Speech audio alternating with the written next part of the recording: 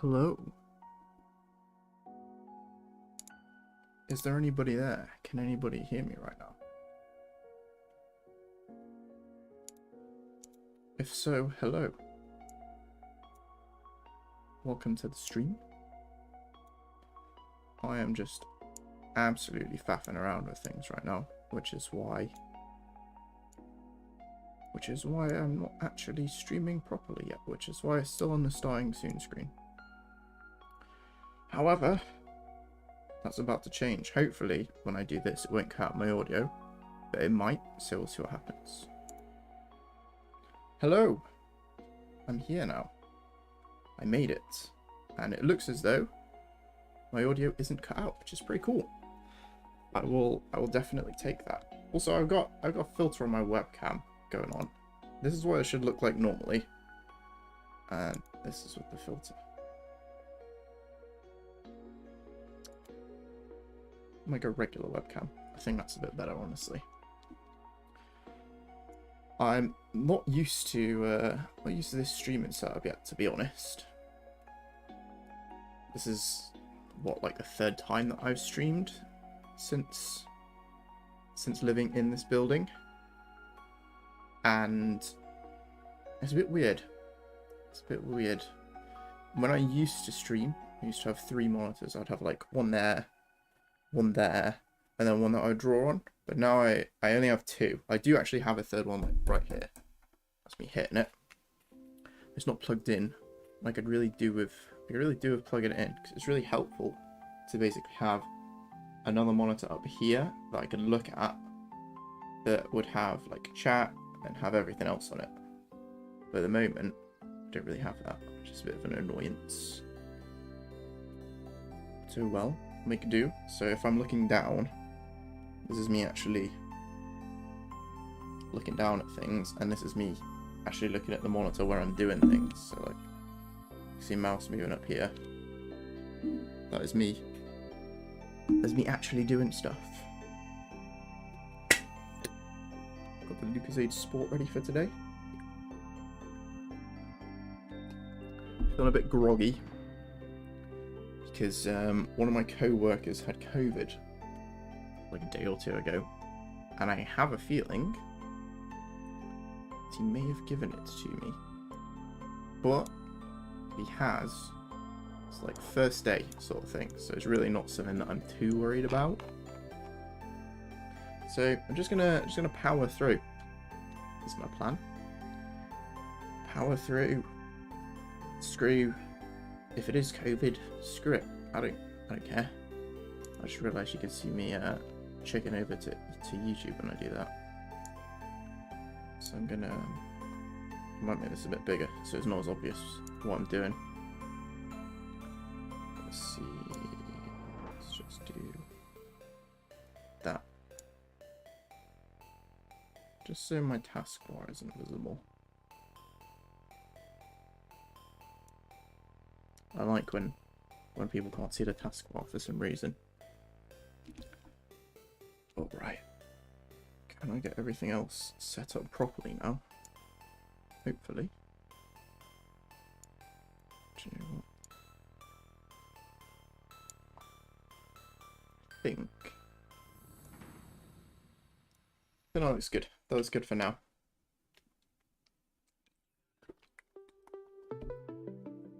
Right, today the game plan. I don't actually have one, to be honest with you. It's I'm thinking that what I want to do is, at the moment, the crowd here is all the exact same bug, which is not ideal, you know. Looks a bit bizarre that the only people that came to watch the game are woodlouse and no other bugs. So I'm thinking what I will do is change that and make it so that there are some bugs other than the woodlouse in the crowd. And maybe just like playtest for a bit, see if I can find some bugs, something like that. Yeah, that is the plan. So I think what I'll probably do, I've got the player visuals there. So what I can do is just basically grab the player visuals and randomize the bug's appearance at the start. Like, at the start of the game, basically.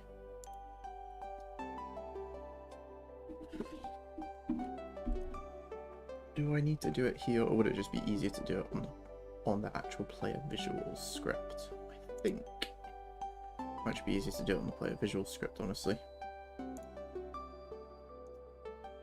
We'll go with that because it seems like the lowest effort way of doing it, since this is going to be kind of like a temporary solution.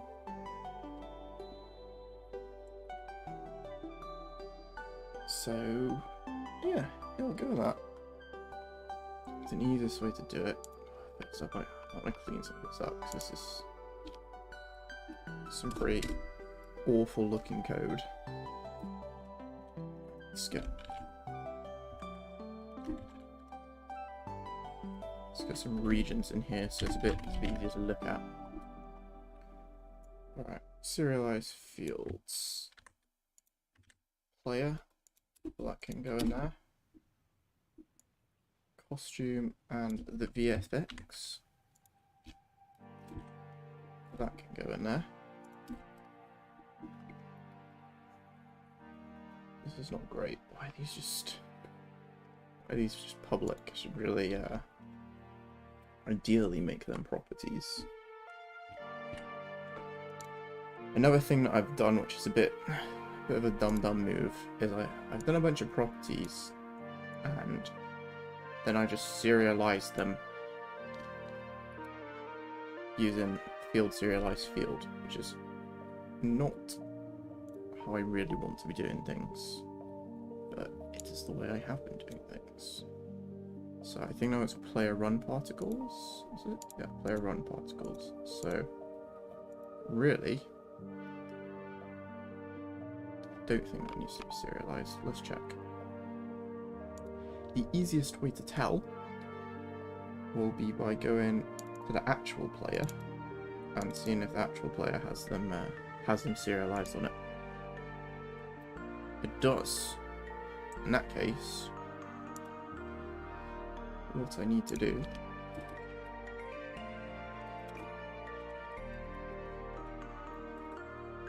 is come in here, then make the serialized version, and then make the property version.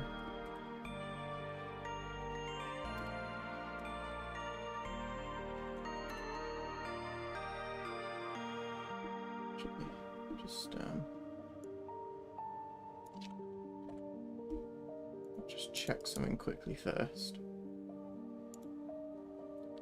Is this actually used anywhere?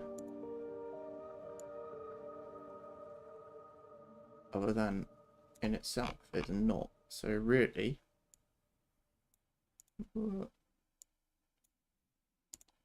doesn't actually need to be a property.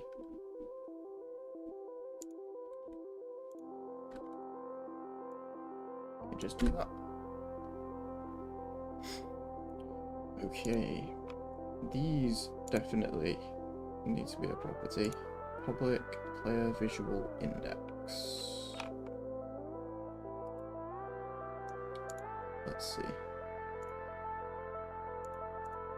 Yeah, it looks as though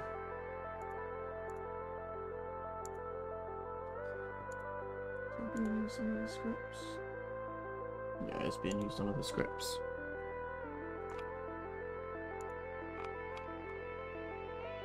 So we can set that into a property.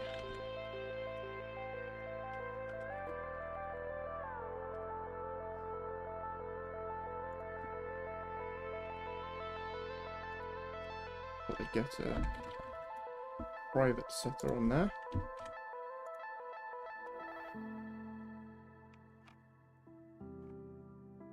Do I want that private? Not sure. Let's try it, see if we get any errors. And if I do get any errors, then I'll make it public.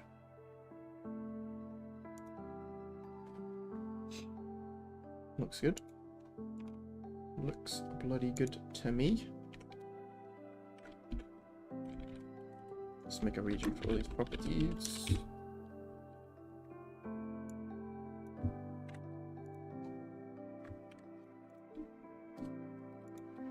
Oh.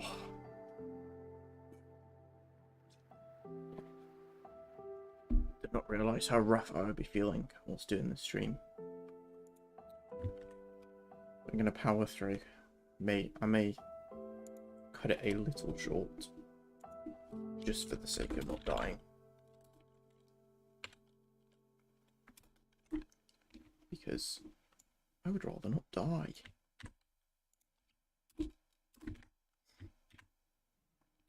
Visuals applied. Does anyone actually look at that?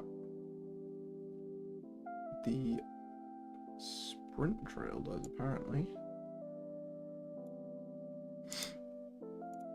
Cool.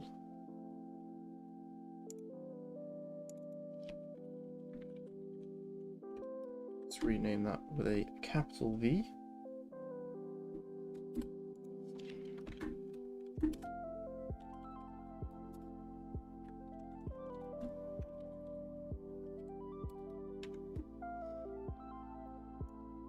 Do that.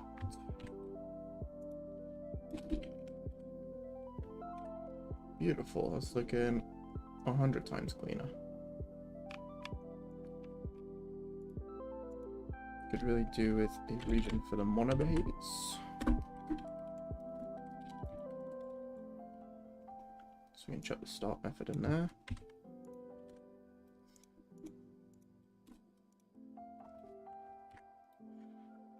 I feel like cleaning up code is a very nice thing to do on stream, actually. It's a lot more low pressure than writing code, that's for sure.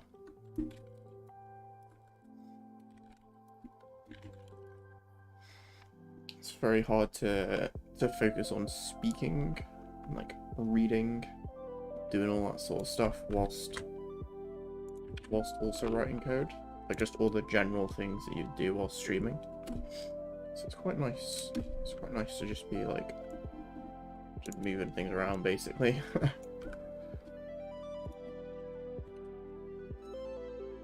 Okay. So what we want to do is just make a little tick box that is if the player is an AI or is a crowd member even.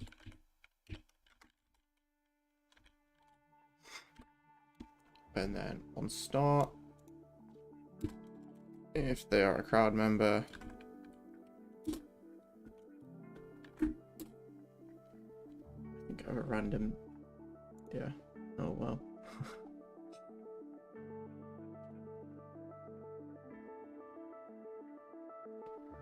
What's this?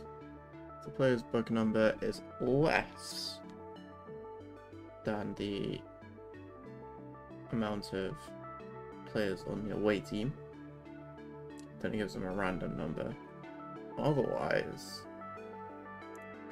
it gives them the actual visuals they're meant to have. So I think what I would like to do, actually, firstly, the costumes and the player models, I'm pretty sure are just the same thing. So I can probably do something with that. Probably refactor that out a little bit. Should be nice. Unless, let's see, does anyone else access it? What's that? Is it the Weevil? Oh. The Weevil. The Weevil uses it. That's interesting.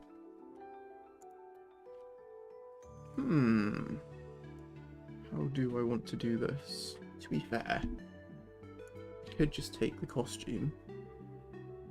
I could just move the costume. Just wherever it says player models, just switch out the costume. And then I don't even need this piece of code. Anyway, that's not important. what I can do first is, if they're a crowd member, change the visual index to a random number between 0 and, I'm not sure why I use a floating number there, but that's not ideal. And costumes dot length. Would it be costumes dot length or costumes dot length -1? We'll go -1.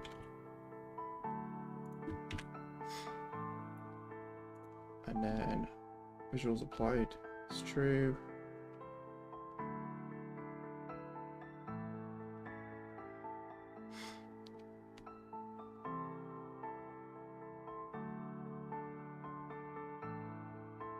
Actually, with this, no, we won't bother with that. We'll just do it manually.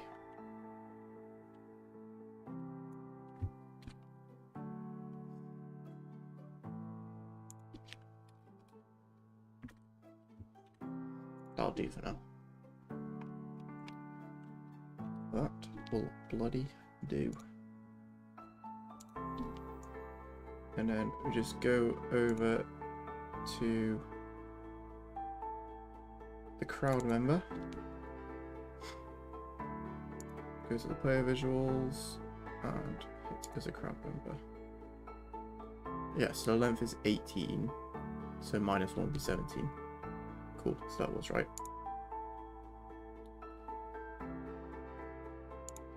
Alright, let's head over and see if it worked.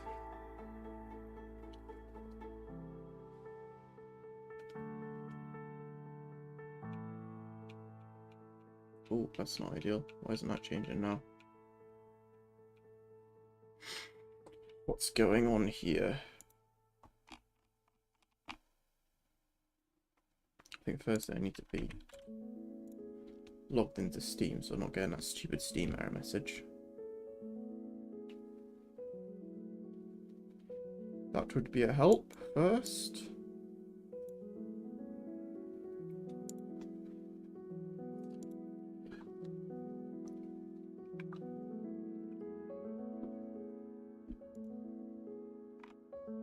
And then I believe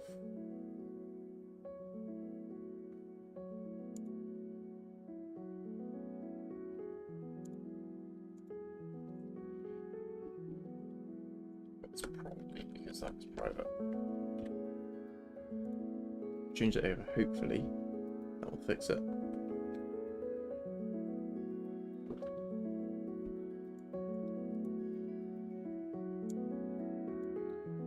Fingers crossed.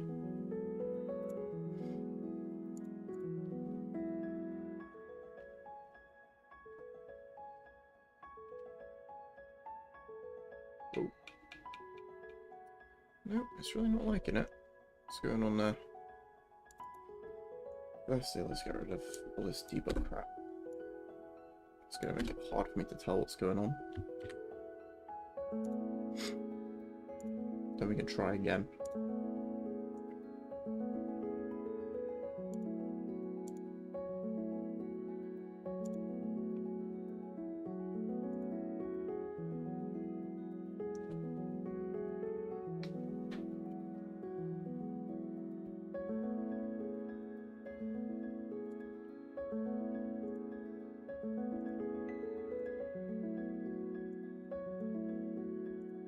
Alright.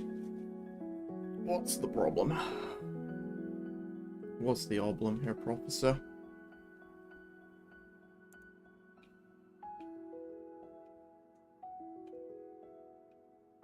It's registering it. It's registering that the button should change bugs, but not registering that the actual visuals of the bug should change. See what happens here. Yeah, there we are. That's a lot of errors. 166. Quite impressive, if I do say so myself. Let's get rid of the debug crap. And then try and get to the root of the problem.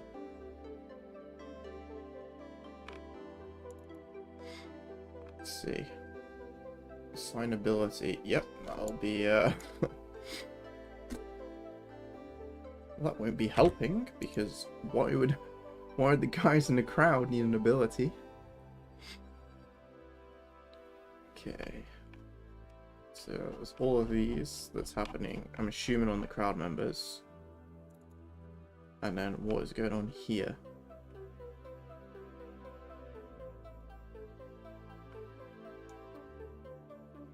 The Binweevil player visual index. Okay. No, we can get that. What's the problem then, huh?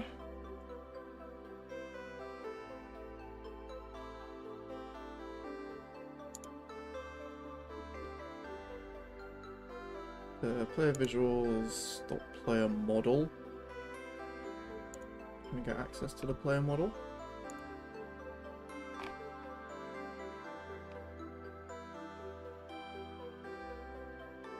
What's the player model? Oh, player models. Can't read. Player visuals, player visual index. Transform to local position.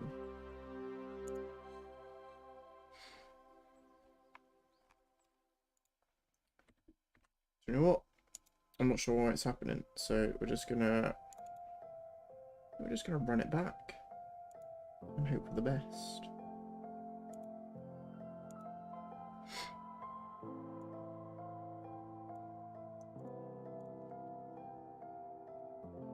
Hey, Victoria Ann. Am I pronouncing that right? How's it going? Thanks for coming by to the stream. How are you doing today on this fine Sunday? Oh, they're still not changing. They're still stuck as the woodlouse. Well, we'll make do for now. Good. How is your game? My game's is very good. I'm having a little bit of trouble at the moment with some bugs. But it's a bug themed game, so it's part of the joy, right? Oh, that's a lot of errors. That's a lot of errors that we're getting there. How many is that? Oh, 406. That's really not ideal. Yeah, Victoria, out of curiosity, how did you find the stream? Have you seen any of my videos before? Or were you just like browsing YouTube, just like looking for streams, or you know, just out of curiosity, how did you find it? I've only streamed on YouTube like 3 times, so this is all still very new to me. I've done quite a bit of streaming on Twitch, but not YouTube, so trying to figure it out a little bit, basically.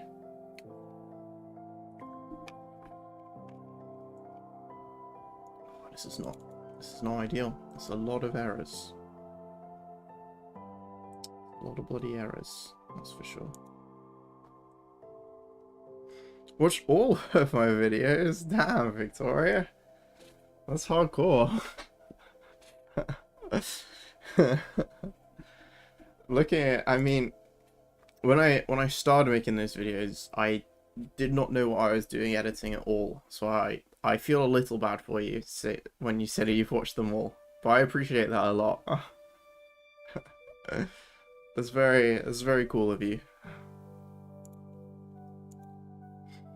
Are you a game developer yourself by any chance, or just enjoy watching game dev stuff, or enjoy watching football game stuff? Okay, I'm gonna try and get to the bottom of this bloody problem.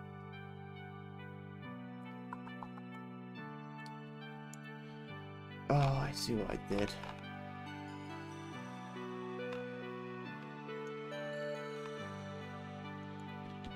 I see what I've done.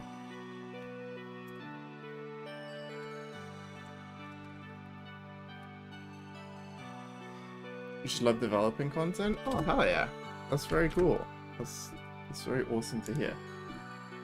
I too enjoy a lot of game development content. It's kind of like sort of how I got into it, to be honest with you. Or at least how I realized that like indie game development was a thing. I knew game development existed because obviously like how do games appear? But then watching stuff on YouTube, it's like, oh wow, you can like just anyone can do this. Like you got a computer and you can make a game, right? Which is pretty cool. Very cool, I would say, honestly. Okay. I am, yeah, I'm a big fan of game dev stuff. Do you have any like favorite people to watch?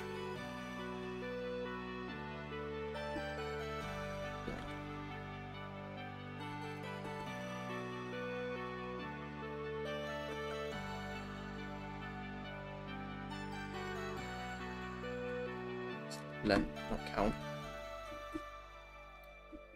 And then this needs to be costumes i.game object.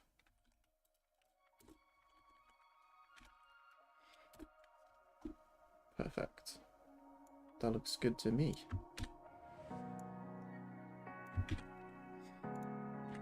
So at the moment, what I'm trying to do is I'm trying to make it so I have a crowd in the scene. This might be if this is the first time you've seen stuff since like the last devlog, it's quite a big change. I've like totally remade the entire pitch from scratch, and then I now have populated the pitch with like crowd members. The only problem now is that they're all the same. So I'm trying to make it so that all of the crowd members are randomized. So it'll be a bunch of different bugs. So I was like, I'll do that, and while I'm there, clean up a bit of code.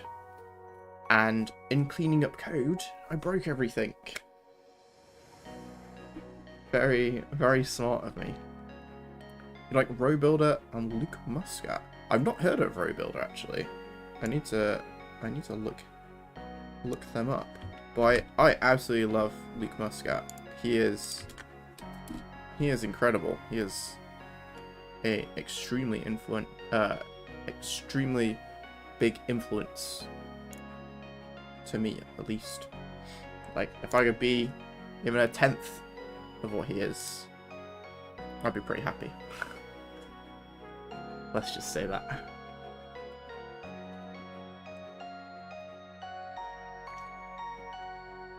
I think he's extremely good at not only game design, but also storytelling and everything else that goes into YouTube, which I'm very jealous of, because I like to think that I'm good at coming up with game ideas and sort of making the game, but in terms of YouTube, I'm not there yet, you know. I mean, even with game development, I know I have a lot to learn, but with YouTube, I'd really like to actually be good, you know. I feel like my videos are cool, like at that level. Robuilder's a Roblox developer. Oh shit, that's very cool. Let's have a look. Oh yeah, I've got him here.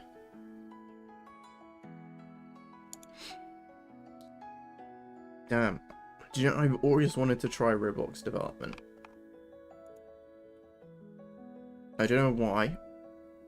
But I always just have this association that Roblox developers make a shit ton of money. I don't know if it's true or not. But in my head, all Roblox developers are absolutely loaded. And that's the main reason I would want to try it. is because I want to be like, I want to be the Roblox developer who's making a whole bunch of money. Okay, I see what the problem is here now.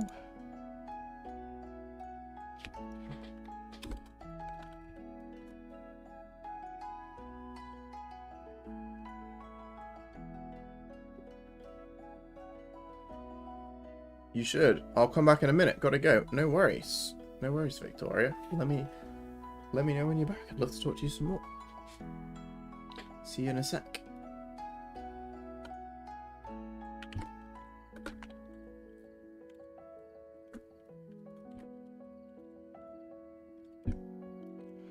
While you're gone, I will try and fix this bloody problem.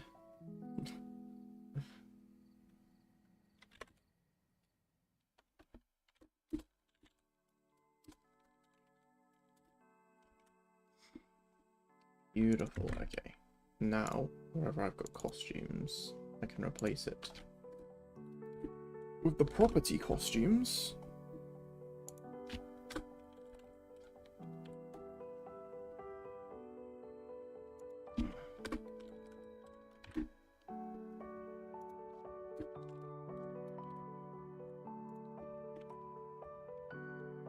And is there anywhere else?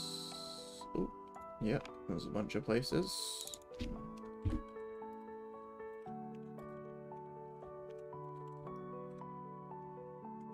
Costumes.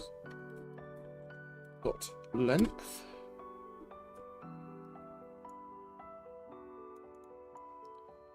And this needs to be costumes I.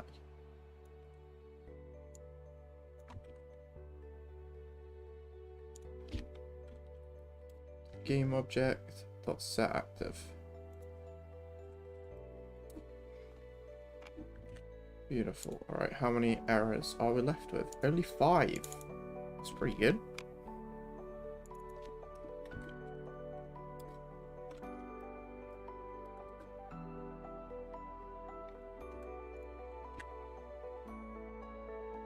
How many are we down to? Down to 4.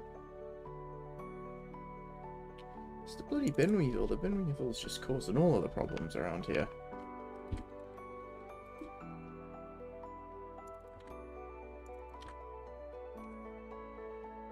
Let's see. Oh, the shader helper isn't helping too. And one more, and it should be fixed.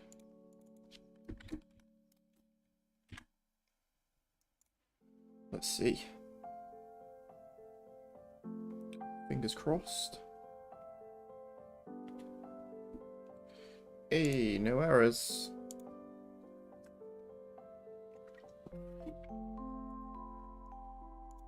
Just because there's no errors doesn't mean it'll necessarily work, but hey. Hey, Victoria, welcome back. Welcome back. I fixed the bug while you were gone. I did it. Look, you can now choose. Well, you can now see which bug you're choosing, which is pretty cool. It's a bit of Ladybug. Ladybug is the best bug. Now the real test to see if it works, because this is what I was actually trying to do, will be to see if the crowd are all randomized. And if they are, it was successful. If they aren't, I don't know what I've done wrong. Oh, that's not great. Well, they're all the same guy, unfortunately. Ah, almost had it. So close. It's only 147 errors. Let's see what the problem is here. Ah, it's that one line, I reckon. Just messed it up there. Hopefully fix it.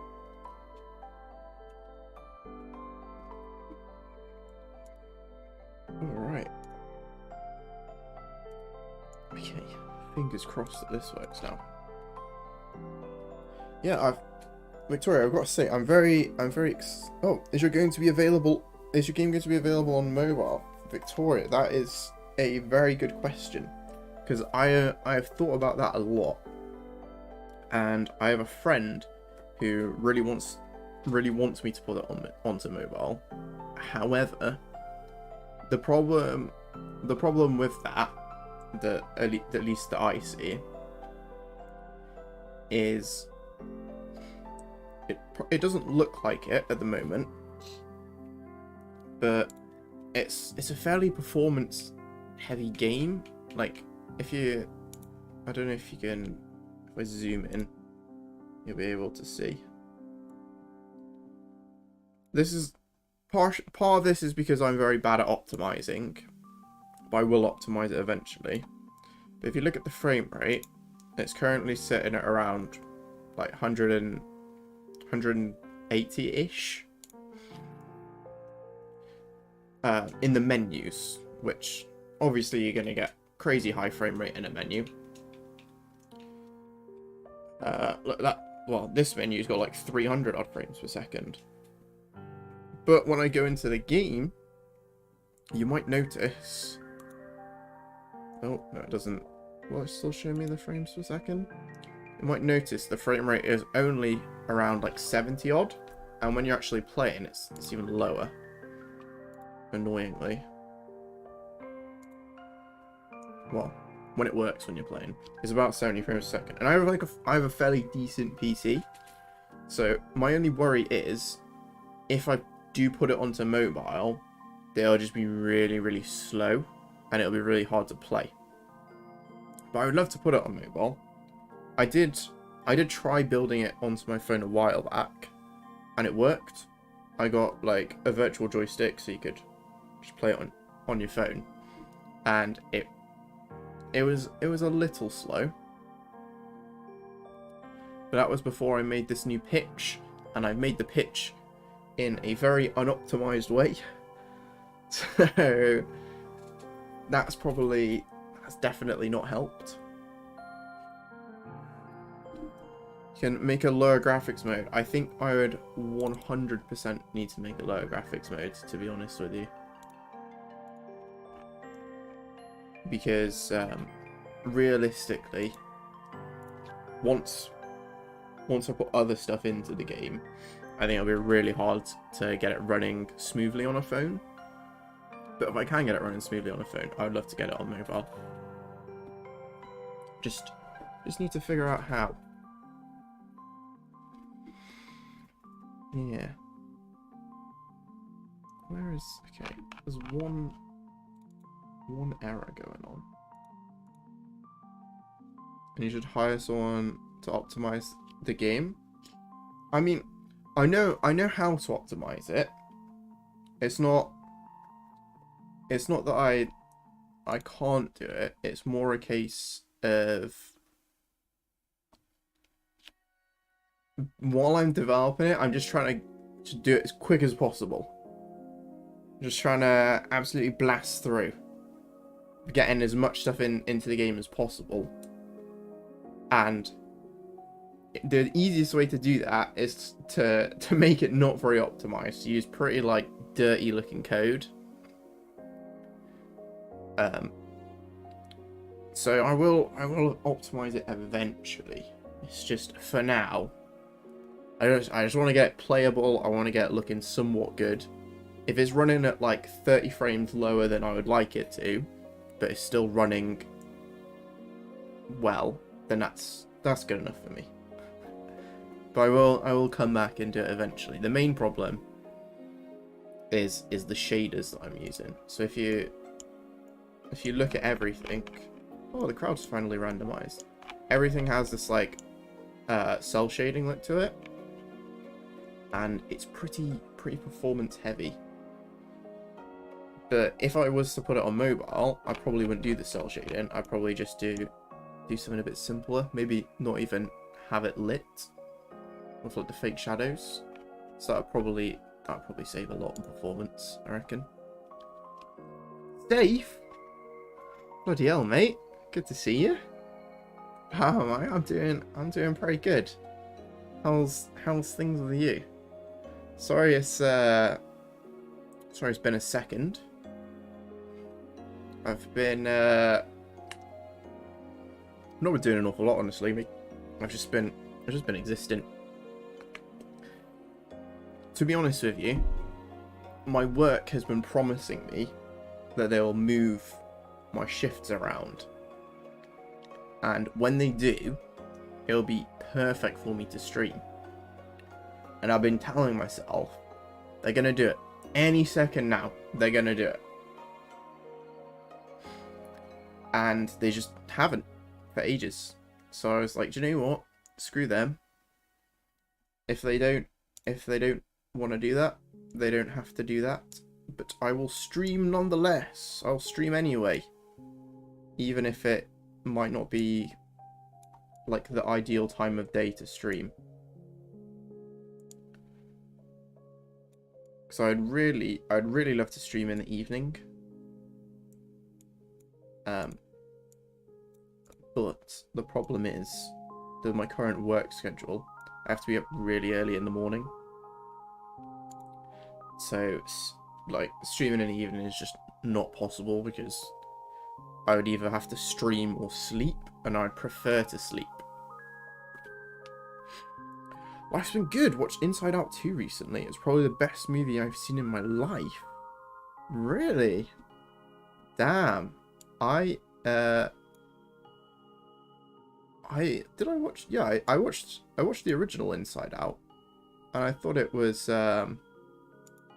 okay. It was an alright film. Definitely not the best Pixar film that I've ever seen, but I still enjoyed it.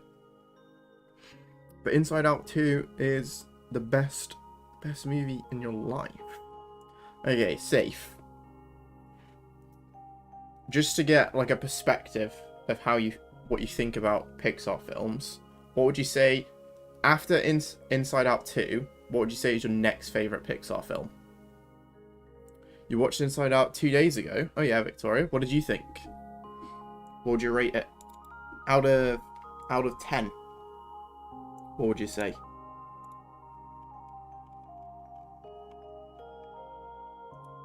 Enable VFX. The run particles.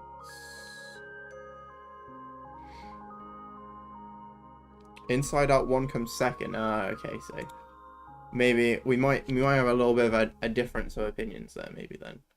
Because personally, this is my take on it.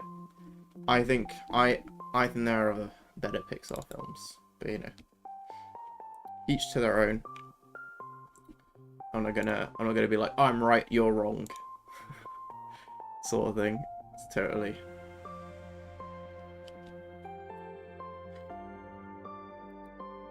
up to you. But I know for a fact second is better than the first. It was great. I liked part 1 better, so 8 out of 10. Oh, Victoria, you're a part 1er. Damn. I feel like I need to see the film to settle this. Got one person saying part 1 is the best, one person saying part 2 is the best. I need to do the tie-breaking vote. Victoria, what would you say is your next favourite Pixar film? Out of curiosity. See the second one, man. It's a perfect continuation. Oh, really? I will have to do that then. Because I know it's like summer holidays. I mean, I'm not in school anymore, unfortunately. But my mum is a teacher, and she was saying that she's thinking about getting like a Odeon subscription thing, like Odeon's a cinema in the UK, so that she can just see unlimited films over the summer. And I was thinking, that sounds like a great idea. It'd be a good excuse to go visit her. Maybe I could go see Inside Out 2. Really want to see the Deadpool film too. What other good films are there that are meant to be coming out soon? Like, basically, the movie starts right after the end of the first. Really? Oh, okay. Very, very interesting. I'll have to watch it, Safe. I will definitely have to watch it. Does anyone know? Because I've been seeing a bunch of like Minions stuff recently. Has the new Minions film come out? And it was released like a while back. Or is it about to come out? Or is it still in the cinemas at the moment? Because I know it's kind of normie, but the last time I went to watch a Minions film, I really enjoyed it. Me and my girlfriend went to see it, and we had a really good time. we were like the oldest people in the cinema that weren't parents, but it was very fun. The movie Soul. I've heard a lot about Soul. I would really like to see that, but I haven't, unfortunately. I feel like the newer wave of Pixar films, I haven't really watched, which is a shame because I really enjoy Pixar films, and I've heard that Soul is really, really interesting, like the story and whatnot. Yeah, Despicable 4 came out, but still out. Okay. But it's a disappointment. No. No. God damn. That's so sad to hear. I was really hoping it would be good. To be honest, it's not something that I take super seriously. The Minions and Despicable Me films. But still, I was hoping it would be good. I was hoping I could at least just like go into the cinema, eat a bunch of popcorn, and just laugh a little bit.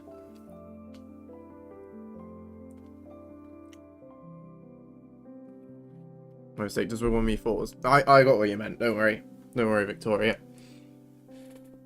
What a shame. What a shame. What other films are there coming out soon? I saw a trailer for this. What is it? It's an animated film based on a series of kids' books about a robot that lives in nature, and I cannot remember what it's called. I think it's called like Wild Robot or something. Let me have a look. The Wild Robot. Yeah, that looks interesting.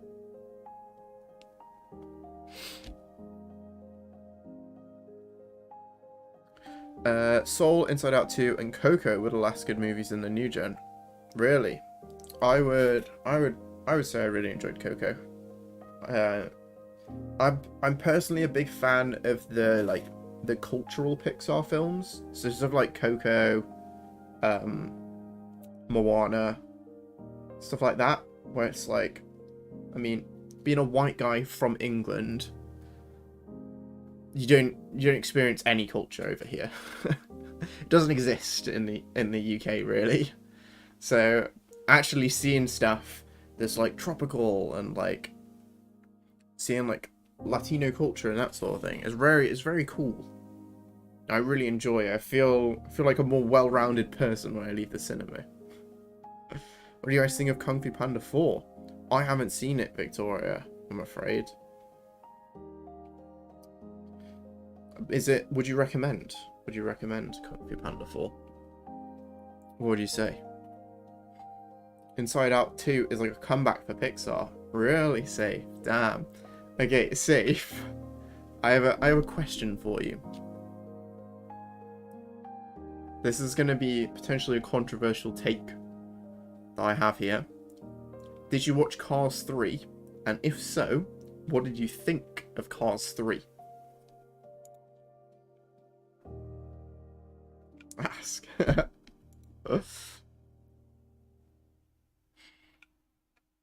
I'm trying to remember if I even saw Kung Fu Panda 3 now, Victoria. Never saw any Cars movies. Oh, Safe. Safe, what are you doing, mate? I can't lie. Cars is one of my favourite films ever. And then I know that it's I know that it gets memed on a lot,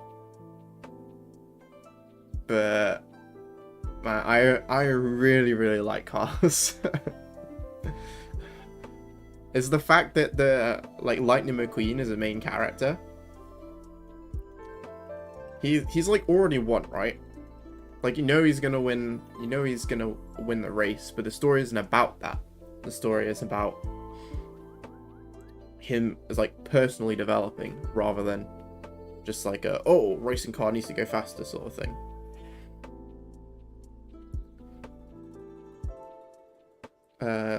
I had some good ideas, but didn't like the villain. Okay, Victoria. Was Kung Fu Panda 4 the one with Mr. Beast in? Is that a thing? Or am I making that up? I swear I saw somewhere that Mr. Beast was in a Kung Fu Panda film.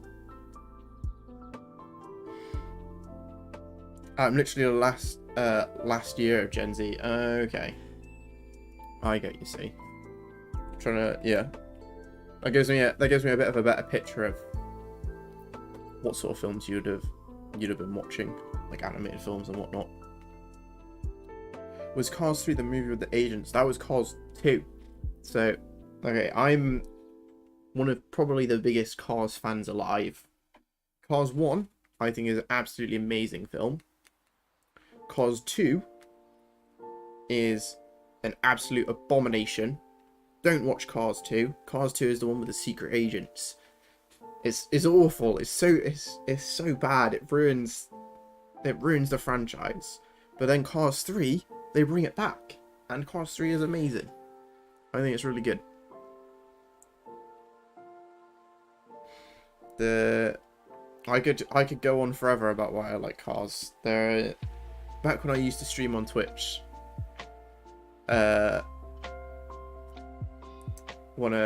someone clipped me like passionately ranting about how much I like Cars. Yeah, I watched most popular films after 2020. Ah, fair enough. So 3 is my least favourite. Sorry. Oh, Victoria, how could you say this to me? No, I understand that. I think maybe my thought on it is the older you are, the more you will appreciate Cars 3. That's just my opinion. Because I went to the cinema with a guy who was like 10 years older than me when I watched Cars 3, and he was saying, while he was like, when the film finished, he was like, "Damn, I've been the same age as..." He's basically been the same age as Lightning McQueen for like both of the films, and that was why he enjoyed it so much. Because he was like, "I've aged 10 years, and so is this fictional character. So we've come together, you know." I know for a fact Inside Out 2 is a comeback, because Soul and Coco came in 2020 era, but only mid-movies came out until Inside Out 2. Safe, honestly, I would love to see Pixar make a comeback. Absolutely love it. Because, I don't know, when I was younger, I actually went to school to do concept art for animation. This was like before I got into game dev stuff. And one of the dreams I guess I had was I actually really wanted to work at Pixar. I didn't know if it was like something I ever properly was like I pursued. I didn't actually fully commit to it, but it was something where I was like, damn, that would be cool though, you know. but I don't know, in the last like couple years, I don't know, it's not something that I've looked at and been like, yeah, that is quite cool. It's kind of been something that, I don't know, there's been other studios where I've been like, you know what, I think they would be cooler than Pixar. So it would be very nice to see something I used to love as a kid sort of make a comeback.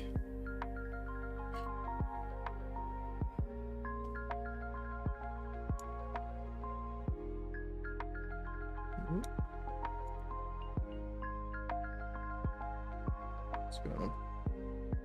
YouTube just said my stream would end soon unless I restarted my software, but now it seems to be fine. Don't know what's going on there. Yeah, man, I recommend you watch Inside Out too, because, man, I'm literally the same age as Riley when the movie happens. It kind of made it relatable, and it's just really good in writing and emotion and stuff. Like, even if you believe it's worse, then it's still worth watching. Damn, okay. Do you know what? Safe, you've got me convinced. I'll give it a watch. I will find the time, and I will check it out. To be honest, I don't even remember what the last film that I saw in the cinema was. I'm a bit of a cheapskate at the moment, so I don't have a lot of money to be spending on the cinema. But I'd definitely like to go see something soon. I feel like, especially after COVID, a lot of like film companies kind of just disappeared for a while, and there hasn't been an awful lot of good stuff really worth seeing.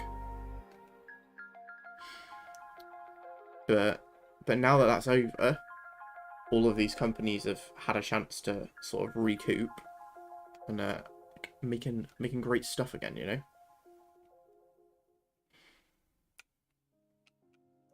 know. Also, I'm hoping it's not, but YouTube seems to think that my stream is quite laggy. If it is, would you be able to tell me? Because I mean, I can't tell. It seems fine on my end, but so I've got no idea, basically. Let me know if it is though, please. And if it is, I am sorry. There's not much I can do about it, unfortunately, other than maybe stop playing, because I don't know if me playing is making it lag more.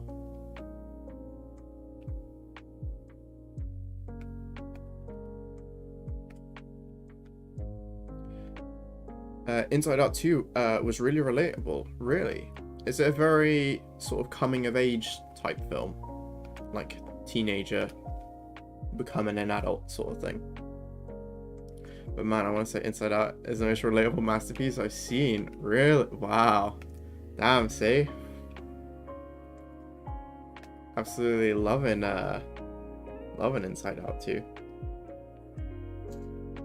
I'm trying to think what the most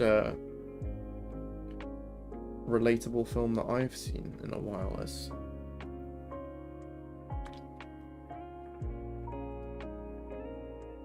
I can't even think. So many. Well, it's been so long since I went to cinema. Struggling to think of anything. It's more like a teenager from a kid. Okay. I think that's quite nice. I feel like I can't really think of many other films that are kind of similar to that. That deal with the like kid becoming a teenager sort of thing. Most of them are like kids becoming adults, or like teenagers becoming adults, you know. But legit, the most relatable part is when she's walking with her friends and she tries to blend in with them so bad, she didn't know what to do with her hands. Man. we have all been there. Yeah, man. Going like starting high school, all that sort of stuff, super hard. Like when you get older, you kind of miss being like young and being like a teenager and being a kid or whatever. But I think that's one part of it that I will just not miss. Was that feeling of like social awkwardness of just not knowing what to do anymore. Like when you're a kid, you're just not, you don't think about things, you just do whatever you want. But then once you start getting a bit older, you become a bit more, you're like more aware of what other people are thinking about you, which is awful. I think it's the worst thing that you can possibly do is try and think about what other people think about you. Because it holds you back from so many things. Honestly, one of the reasons why I haven't streamed in so long is because, like, when you're doing it, you point yourself out there. Like, you guys are watching me in my home, and it's like, oh, spooky, you know? I mean, it's not, but your brain plays tricks on you to make you think that it really is. Me this whole year? Damn, Victoria. I'm sorry to hear that. It does get better, I promise you. It does get a lot easier. It kind of, as you get older, it just kind of, it comes and goes. I feel like the area of like, maybe like 13 to 15 is very much like that. Then from about 15 to 18, it's a bit easier. But then once you hit 18, it gets a bit harder. It's just like all of, just up and down. I feel like every time you start something new, say you move from like high school to college to university, you get a bit like, whoa, you know. And even when you're an adult, like you start a new job, and you're like, how do I fit in with these people? Am I gonna be able to relate to them? Are they gonna relate to me? What if I tell a joke and it's not very funny? No one laughs. How do I blend in? All that sort of stuff. To be honest, I've never felt anxiety in my life, and I'm thankful for that. Safe, you're a very, very lucky man. Let me tell you that. I felt a lot of it in the past, and even in the present. It's not super fun.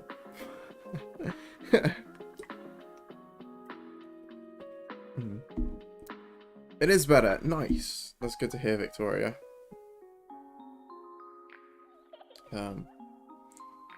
All I know about anxiety is it sucks. It definitely does. I think that there's basically there's kind of no need for it, honestly. Like, I think everything, like every sort of mental illness that exists now is basically just there because humans aren't designed to live in the world that we live in. Because if you think about technologies happen really, like, technologies advance super quickly. And if you think, like, what life was like a couple hundred years ago to what it's like now, life is 100 times easier now. And that kind of makes the brain create its own problems for you. Which is why stuff like depression, anxiety, all these mental disorders are so much more common than they used to be. It's actually because life is easier, so the brain isn't stressing about actual problems, it's creating its own problems to stress about. Just realised the only person who's judging me is me. It's very true, Victoria, very true. You're real, like if you think about it, when you walk down a street or like you walk through a crowded area, how many people are you judging as you walk past them?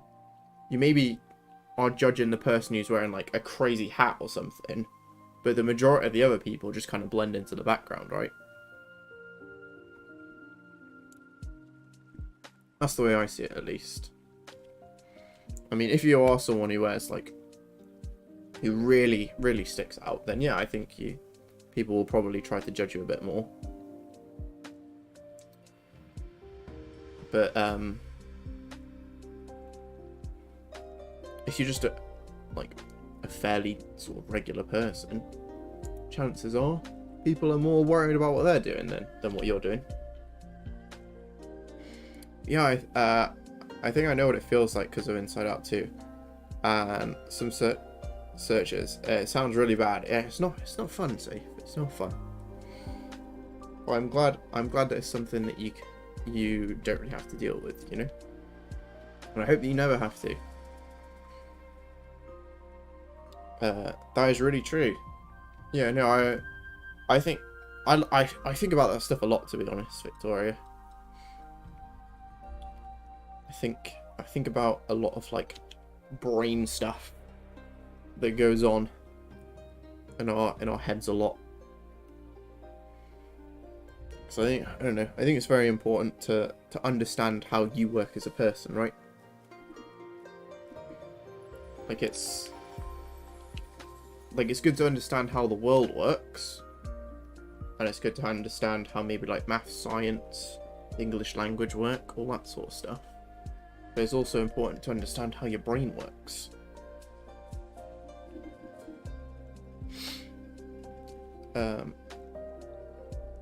I know what it would feel like hear rushing brains rushing and just stress. Yeah, that's kind of what I think when I hear anxiety. I would say it's very similar to that, Safe. I mean, there's varying levels of it, but yeah, no, definitely along those lines. Are there actually bugs in this game, or is it bait, Jack? There are actually bugs in this game. Look at all of these bugs.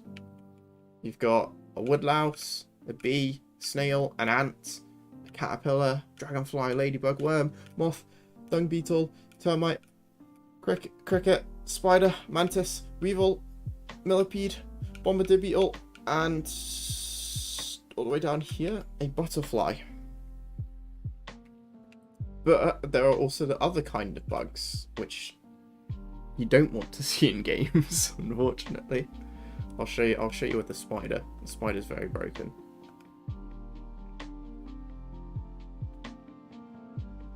Hell yeah. So if I do, oh, she got tackled. If I do this, oh, it actually worked. It can be a bit of a temperamental on the spider.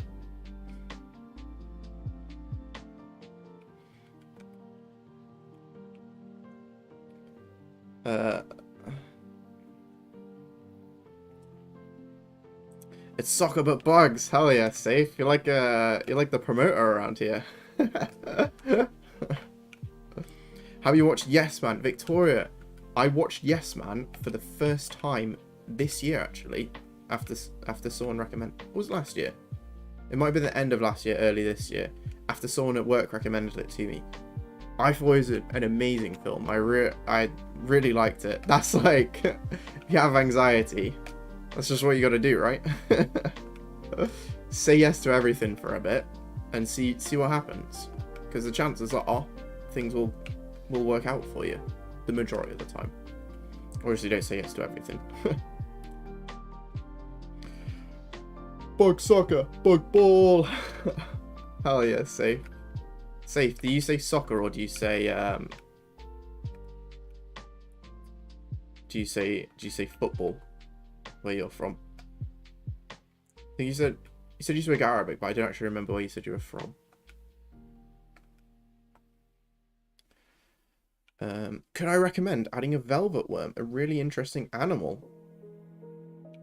Okay, Jack. What's so interesting about the velvet worm? Pitch it to me. I'm all ears.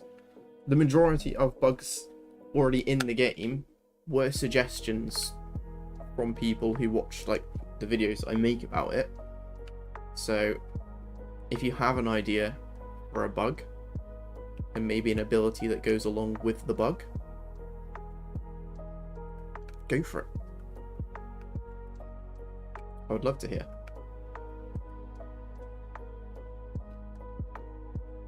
I have to pause to read for a sec. Yeah, I know there's levels like you can have brain and heart sometimes. I guess it can be more or less intense. Yeah, no, definitely Safe. I think a lot of people seem to think it's like super extreme, one or the other, but you know, it's very much like a spectrum, as they say, you know. It's kind of my full anxiety database. Nice, man.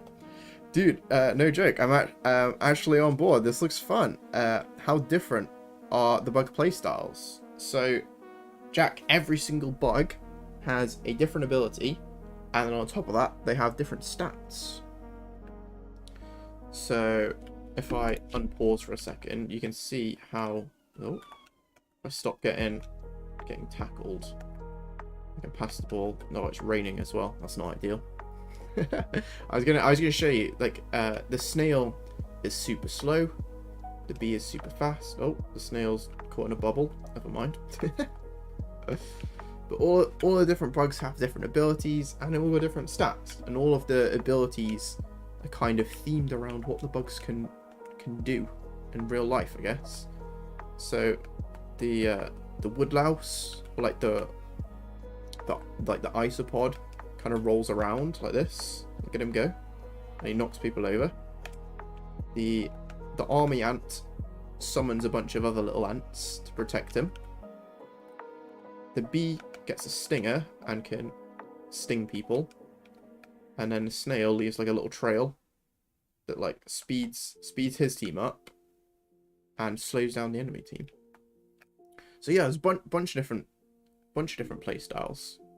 And if I go back to the main menu, you can see there's at the moment there's 17 bugs. Or was it 18? I don't remember. But I want to have like 51 eventually.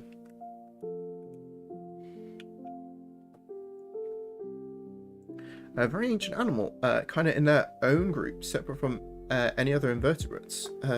They have cute little feet and spray sticky goo onto bugs before eating them. Jack, that's almost perfect. Sounds like the ability is already ready to go in the game. Sounds like they were designed to go in the game. I'm going to pull up a picture of one, because I really want to see that, actually. What's it called? A velvet worm. Whoa. Look at this thing. Crazy. They look like, they always look like a sea creature, you know? You know, you see creatures that have, like, evolved at the bottom of the ocean for, like, millions of years without any other, like, interaction with like, humans, basically. It kind of reminds me of that, like a sea slug almost. Look at them, they're very fun. It's going in the game. But in Arabic, it's... Man, I can't read Arabic. Come on, safe. Which directly means foot off the ball. And yeah, since soccer doesn't really have a meaning that can be directly translated. Since soccer doesn't really have something that can be directly translated into Arabic. I get you. Sorry, I couldn't read for a second there. I say soccer since I speak American English. How could you say? You're a traitor.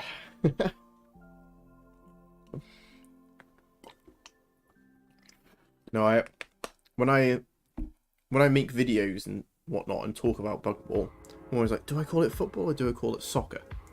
Because I feel like there are more Americans in general than people from the UK. But people in the UK tend to play football or soccer more. You know?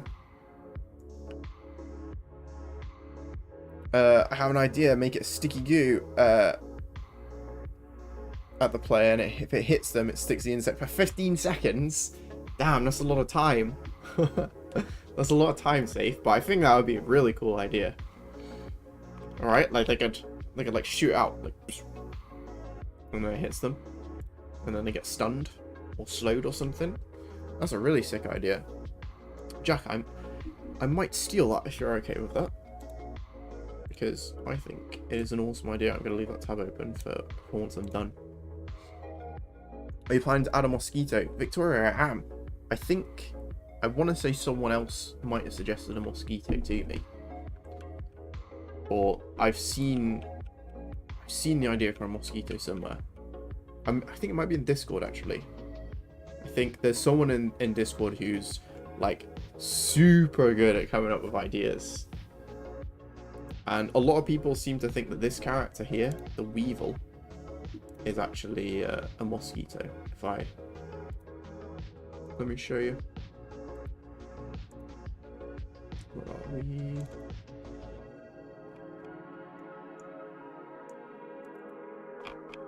Down here. Yeah, a lot of people think that this guy is a mosquito because he has a long nose. But it's not meant to be. It just kind of looks like one because it's a very simple, like I've gone for a very simple modeling style. But it's actually meant to be this animal. Or this insect even. The Weevil. They have these like really fun, like really long noses.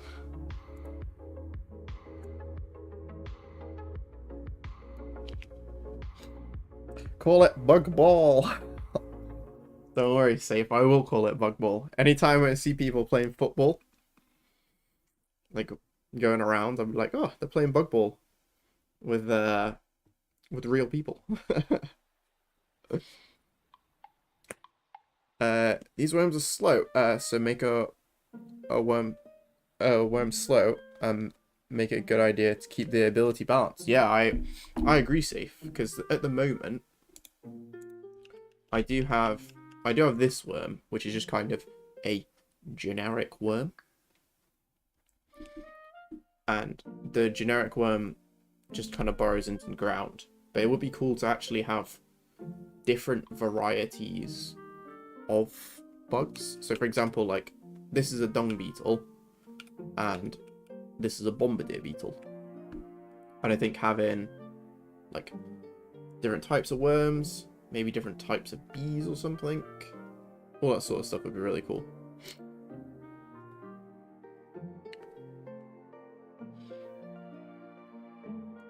Absolutely go for it. Or maybe make the goose stick the environment and anything walks through it gets slowed, or whatever you think works for the game. Oh, I could do both, Jack.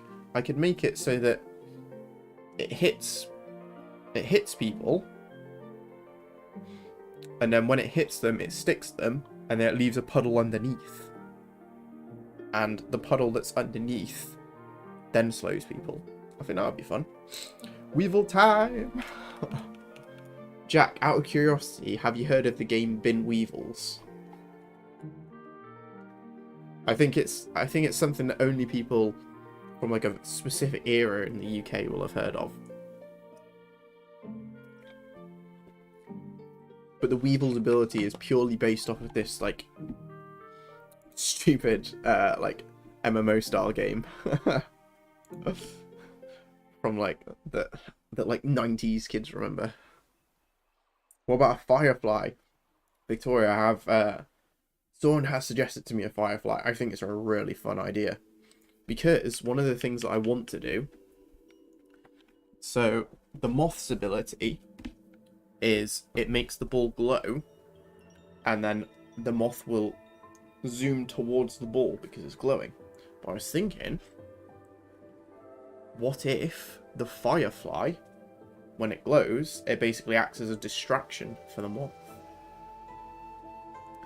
But then on top of that, like the glow could do something else too. Maybe like it knocks people, like it stuns people for a second or something. I don't know. They're going, Firefly can flash people like the Valorant character. I think that's a sick idea. That's it. That's like exactly what I was thinking, Jack. Like, if you're directly looking at it, maybe it goes like, phew. I don't know. I think that's cool. So man, I want to ask, can you add a cockroach? Just don't give them an ability, but make them the fastest in the game. You think the cockroach should be fast? Is a cockroach the fastest bug though? Because at the moment, the current fastest bug that I've got in is the dragonfly. I think, do you know what? I can actually pull up. Give me one sec. I'll pull up the stats, and you can see player stats. I believe this is it. Nope, it's not it. It's called bugs. Yeah, it's called bug stats. So at the moment, so the first number is speed. So the woodlouse is really fast. The bee is really fast. The dragonfly is currently the fastest with a speed of 10. The bee has a speed of 8. Bee has a speed of 9, sorry. The woodlouse has a speed of 8. I feel like woodlouse aren't that fast. But it has a speed of 8 for some reason. The cricket is really fast too, which I think makes sense. Are there any other fast ones? The mantis is also very fast. But I had to... The problem with the mantis is that, like, mantis are just... They're fast, they're strong, they're just everything. And I didn't want to make them too OP. So I had to be like, okay, even though mantis are very quick, we're going to have to reduce its stats a little bit and put it at 7. Which is the same as the moth. Mantis is as fast as moths. Maybe the moth should be nerfed. I was thinking if I did do a cockroach safe, what I could do is make it so that they have like a period where they go invulnerable, like they can't be tackled or something. Yeah, I remember that. It's been a while since you played it. Bin Weevils. I'm glad you know about Bin Weevils, Jack. Let me pull up the Weevil so you can see. Trolling the moth mates, exactly. I think it'd be really just like a really fun interaction. Like if you don't know that it exists as well, it'd just be like really bizarre. You're like, oh, the moth's ability works this way, and then one time it just doesn't, and you're like, what the hell? Why is it not working the way I thought? And it's because one asshole on the other team decided that he was going to be a firefly. Now you're flying all over the place. Add a centipede. You think I should add a centipede safe? Maybe I will. Maybe I will add a centipede. So I've got millipede, and the millipede's ability isn't really what millipedes do, but it can fire off its legs, because it would be funny if it's like shoots off like 5 of its legs since it's got so many. What would a centipede do though? If you had to give a centipede an ability. Centipede for a Halloween update, you think, Victoria? I think that would be cool. Centipedes are pretty terrifying looking bugs, honestly. Centipede has big range to get the ball, but it's really slow. Okay, I think that would be fun. I can see that being good. All right, Jack, this is for you. The bin weevil. Oh no, I got tackled in the bin. Give me the ball.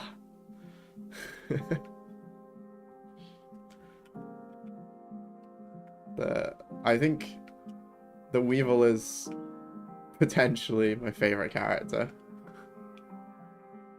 My favorite bug in this game, at least. Just because of the ability. It's so dumb. Just climbing into a wheelie bin.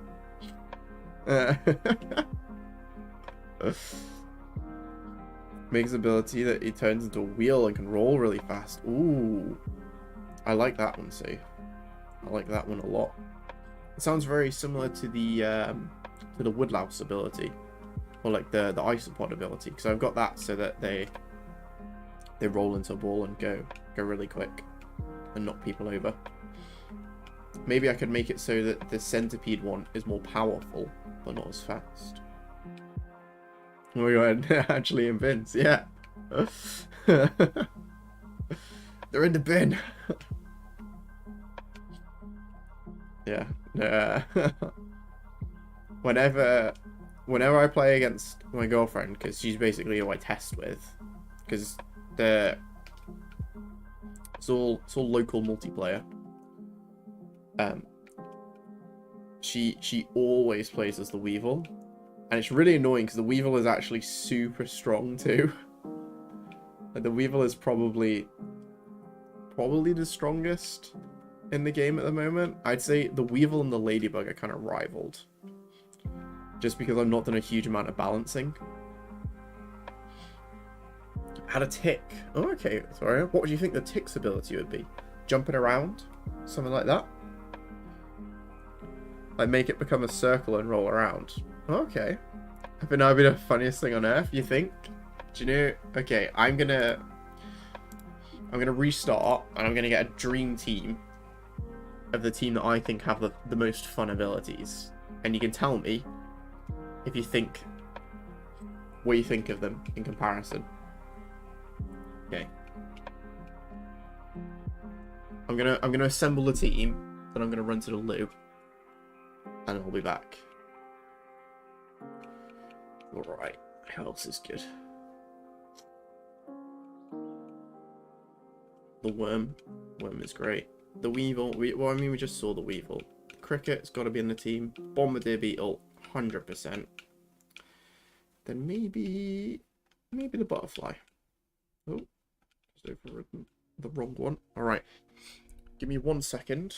I'm going to switch to my starting soon screen, and then I'll be back in like a minute while I run to the toilet. Maybe the centipede spins around and pushes people off the ball. Ooh, that would be cool, Jack. Like it does kind of like a tackle that does even more damage by spinning. Alright, okay. I will see you all in just 1 second.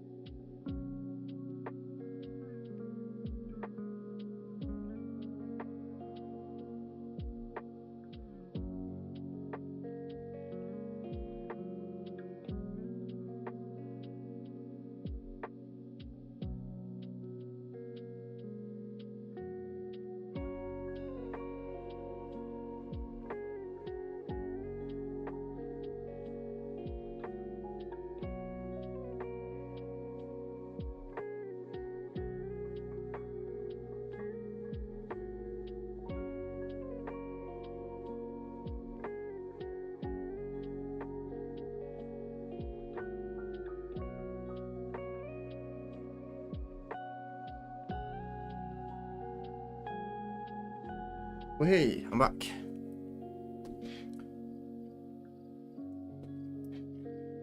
Oh man, got all the ideas safe. The ant, firefly, man. I want to tell you, Inside Out 2 is one of those films hits hard. If you like the first, I think it'll be more relatable if you felt anxiety. Really, damn man, safe. Bring it back to Inside Out 2. You're really championing that film. Great sign screen. You love the mouse and the bugs. Thanks, Jack. What I want to do with the game is, because I've been thinking about it a lot, and I really love to make it online, but just realistically, everything you've seen so far is just me, which is quite a lot. Like there's almost already 20 characters in the game, like 20 different bugs. They've all got different abilities.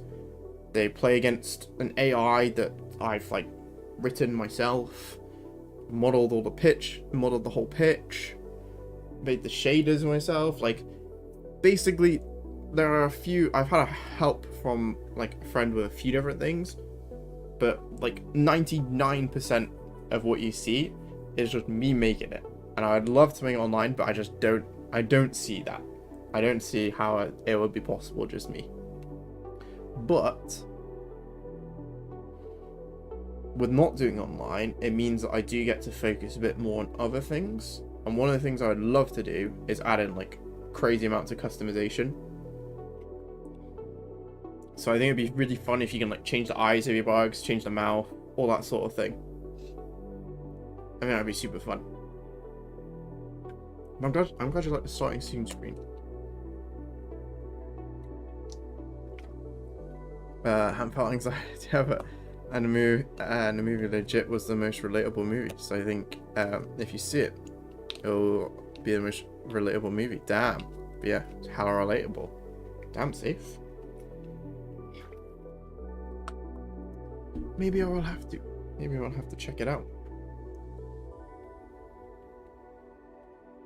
Alright. Okay, I'm gonna show you guys what I think are the coolest abilities in the game, and you can let me know. Let me know if you think they're actually cool or not. So, this is my favourite one, the Dung Beetle, who rolls up a giant dung ball. And when it hits, it basically knocks people back. It knocks people back based on how big it is. And it just scales infinitely too. So you can have like an infinitely large dung ball, which is, I think, is pretty cool. Let me see if I can roll up a massive one. Okay. Oh, there he is. Oh, it's really hard to do because people just run in your way. The AI loves to come for you. Okay. Oh, it's building up there. Oh, and he took out the ladybug. Okay, that's the Dung Beetle. So next, who will we go for next? I reckon we go for the worm next. Dung Beetle being hella relatable to my intestines, carrying a large ball of crap, launches randomly and suddenly. Oh no, safe.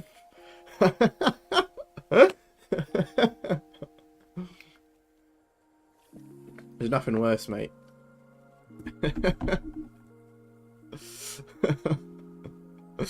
Randomly and suddenly. Oh god. You know, it's really hard to show stuff when the AI's playing against me. So I'm gonna turn the AI off really quick, just disable them.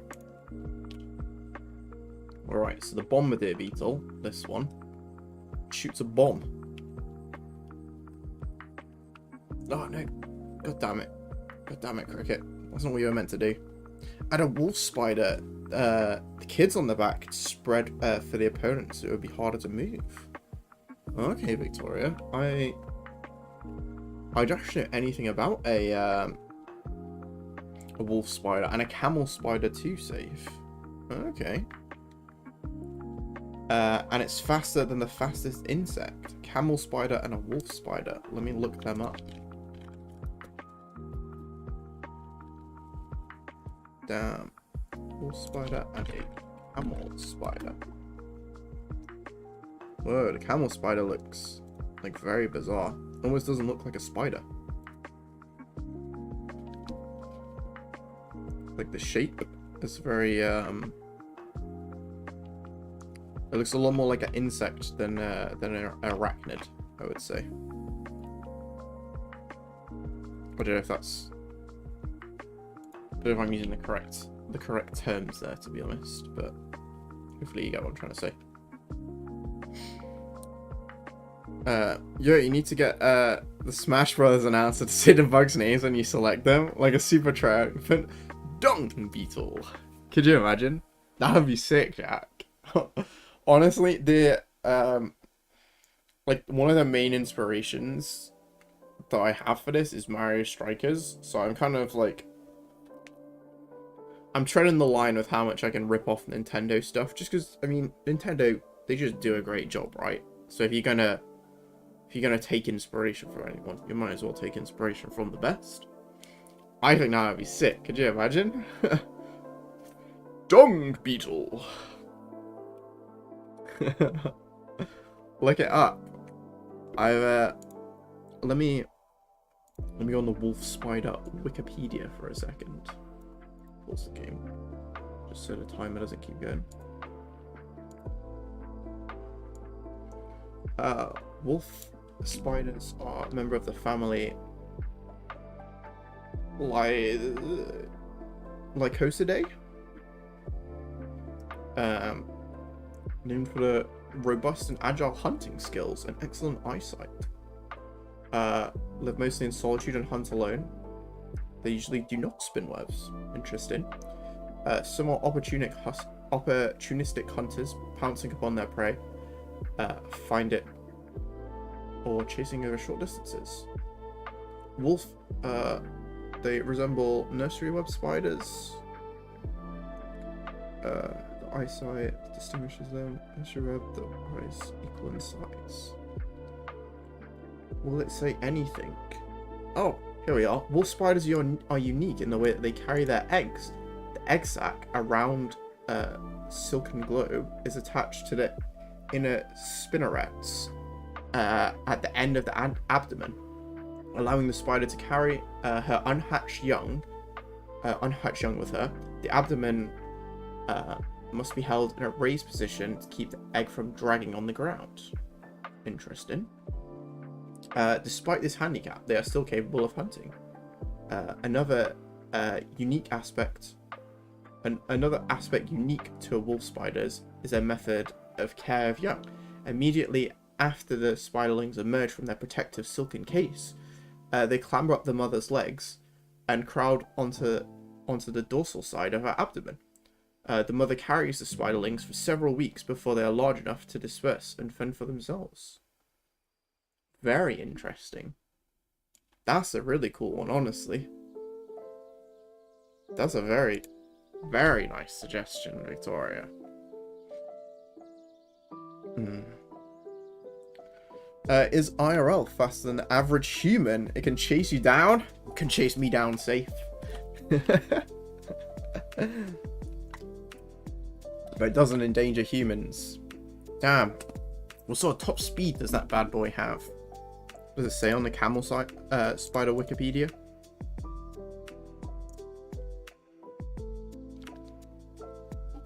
Here we are. National Geographic camel spider. God, look at that. That's terrifying. It almost looks like an alien. I don't want to sign up for National Geographic. Oh, don't do this to me. Here we are. God, that's so alien-like.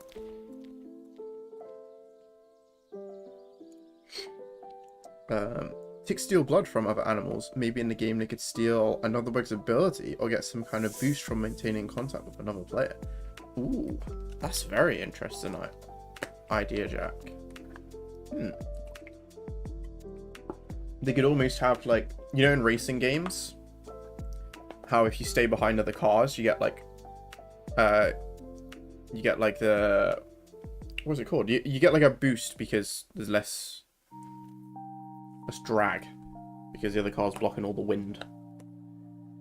What's it called? Drafting, I think it is. It'd be something like that almost, where if you're in the presence of the other team, then you run faster. That would be very fun.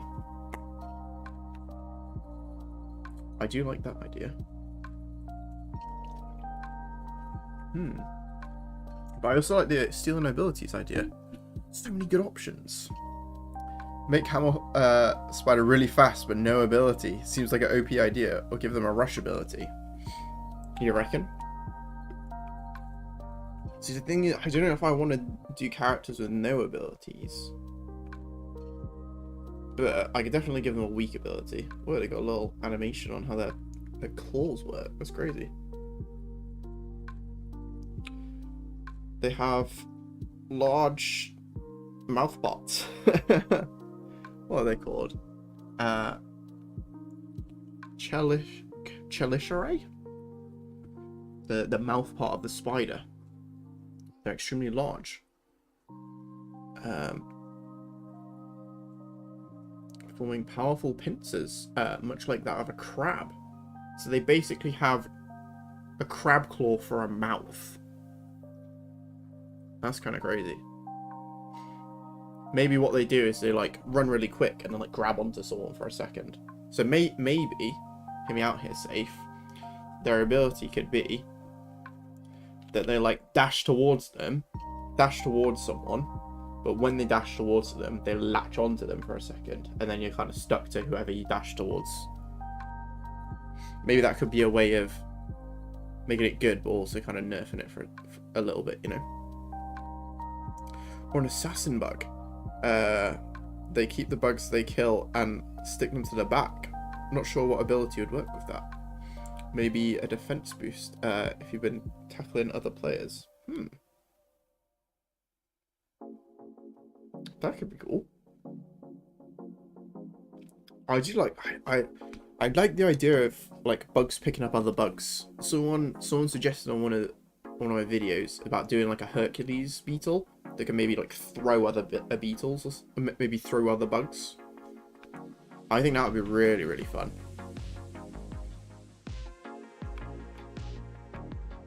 I think that would be honestly really fun. I'm trying to find where it says how fast they can go, Safe, because I really want to know.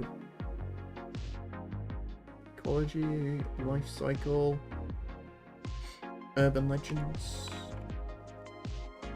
What's it say? The number of urban legends exaggerate the size and speed. Yeah.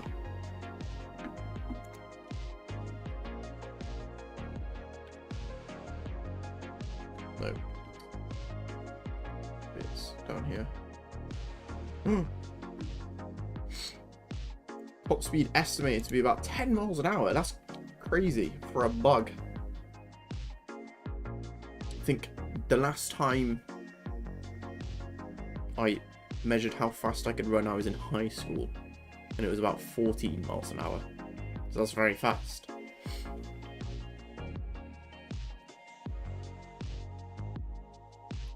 So yeah, you could add it and make them fast no ability, make them have a rush ability. They're bigger than the average hand. That's terrifying. So maybe latching is a bad idea. Okay. It's a good idea to make them rush though, because they are so fast. Or just be really fast. Well, one of the things I have been thinking about is like scale. At least in this game doesn't really exist. Like if you look, where are we? If you take a look at the crowd and just try and picture the actual scale. Like if this is the size of an ant, I would say that a ladybug realistically would probably be maybe like that compared to an ant. And then we think about how big a snail is compared to an ant.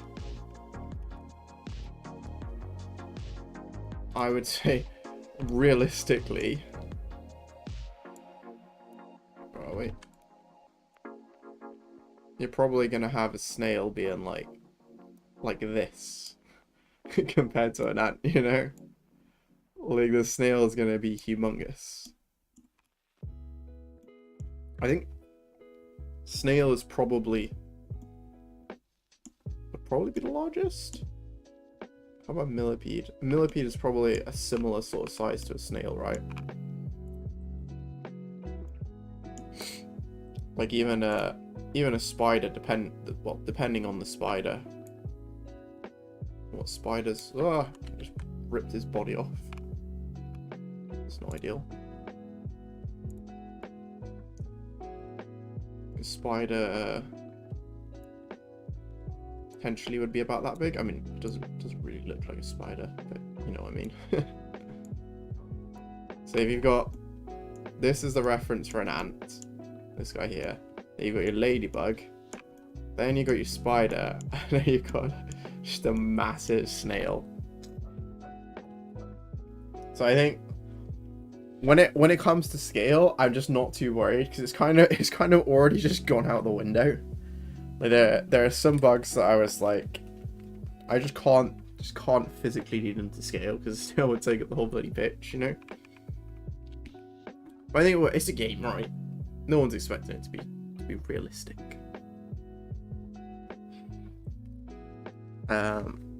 They're named camel spiders since they latch onto camels, really, and they don't have much to do about spiders. They leech some blood and leave the camel and run away. Oh wow, poor camels. They usually run and latch onto unsuspecting camels. They don't latch onto something small, as they would pop the ball. Okay, damn. So making them fast or have a rush ability is a good idea. Oh, okay. I'm with you, Safe. I'm picking up what you're throwing down there. Maybe the rush is the way to go. Have to figure out a way to do that. To be fair, I don't think I have any characters other than the Weevil. I don't think there are any that just have like a straight up speed boost. The majority of them have, God, look how big the snail is. The majority of them have a dash, but they don't have an actual speed boost. So like the cricket, for example, the ability, yeah. Oh God, look how massive the snail is. The cricket has this like little jump, sort of dash thing. The worm can like go underground. I guess the worm is faster while it's underground.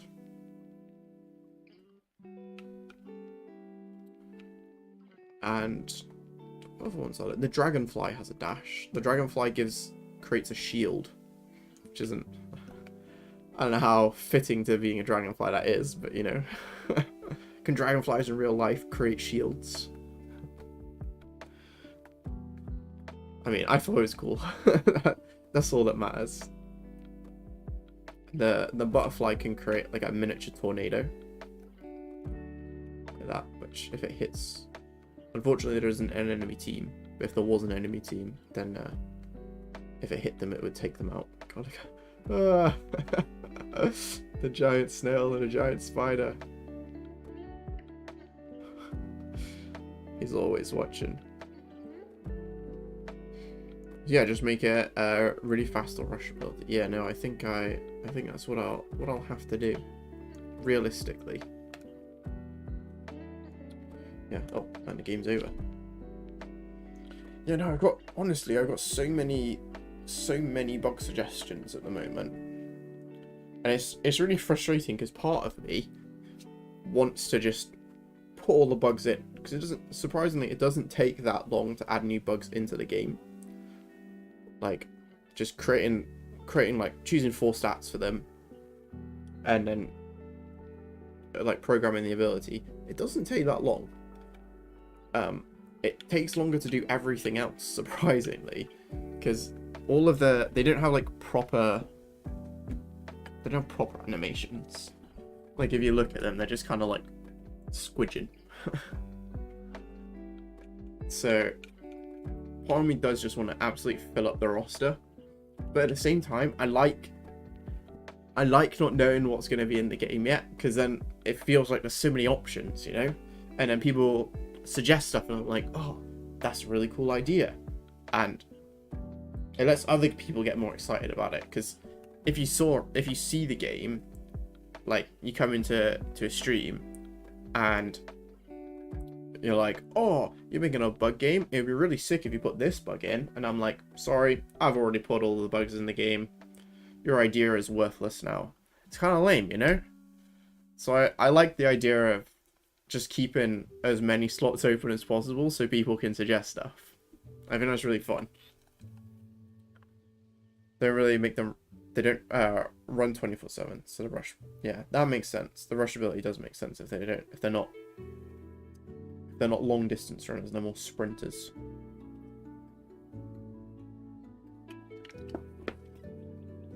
I totally agree with you there, Safe. Yeah, I think the next bugs that I would like to do I've got a lot of suggestions for a cockroach. Cockroach is definitely on the list. I do like the idea of the tick, actually. I think the tick's really fun. Cockroach, tick, probably a mosquito, and then the firefly. I think the firefly is really cool, and would create some really cool interactions. Those are my 4 that I'll hopefully add in like the next month or so. Yeah. To be honest, I got so carried away with talking that I've completely forgotten. I completely forgotten what I was going to do this stream. I think I was just planning to make the crowd randomized, and I already did that. And now it's like, well, what do I do now? Some insects can move on water and through it. So maybe something that benefits from rain on the pitch. Oh, Jack. That is sick. That is a sick suggestion. Do you know? Okay. In I have a very small Discord server with only a few people in it, but I have a thing for like suggestions, and there is one person, Kiwi, who just absolutely kills it with suggestions. And where is it? I need to find it. But one of the things they suggested somewhere in here was a map where it's like lily pads on water. Here it is. And then maybe the insects that are like water insects, like a fly skipper or something, right?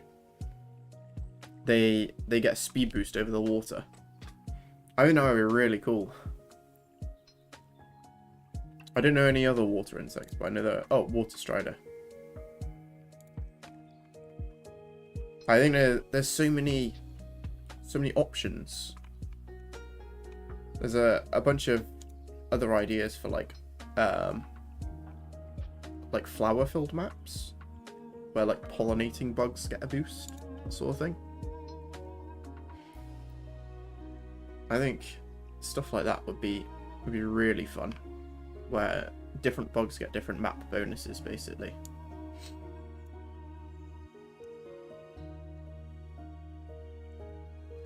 Okay, cool. I'll join the Discord. I'm actually a qualified ecologist.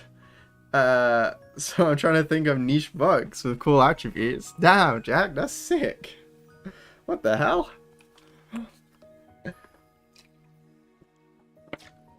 That's really fucking cool. What the hell, man? What sort of work do you do? Like, what sort of eco work do you do? Out of curiosity. What's your Discord? Give me 1 sec, and I'll link you up safe.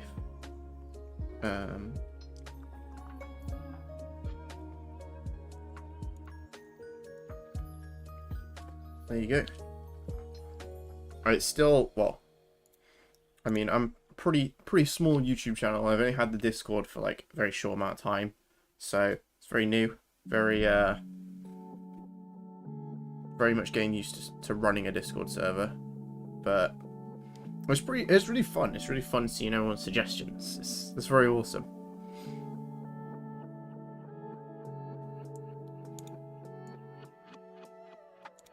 So I would absolutely love to see as many ideas as possible, because I think the reason I wanted to one of the reasons that I wanted to make Bug Ball is I'm not a big football fan, but a lot of my friends play football games, so I was like, what if I make a football game, then I can do it my way and I don't need to know anything about football. Pretty smart, huh? And then the other reason is, at the time, I was getting really into watching people build terrariums.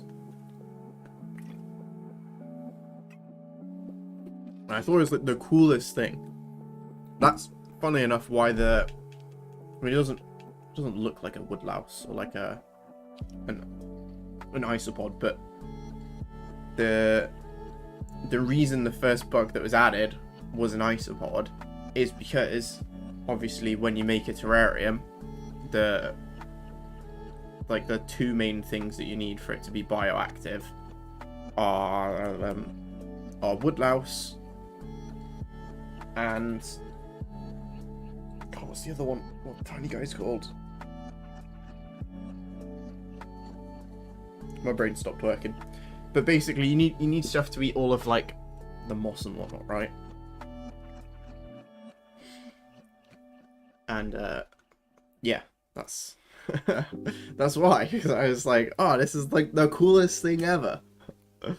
Like it's a little just a small contained ecosystem. It's just like flourishing by itself. It's the coolest thing ever. In a consultancy firm, basically any project over a certain side requires ecological surveys before they begin. Kind of like how archaeologists check stuff before construction destroys it. Oh shit! Really, Jack? I have a friend who does something that sounds really, really similar, like almost identical. Which is really, really funny. You're a member of Borrowtown. Safe, my man. Hell yeah. So an ecologist checks the area for protected species and habitats, offer advice on how to minimize negative impacts, improve the biodiversity of the area if possible. Shit, man, that's really cool. God damn. Damn, Jack, that's awesome, man.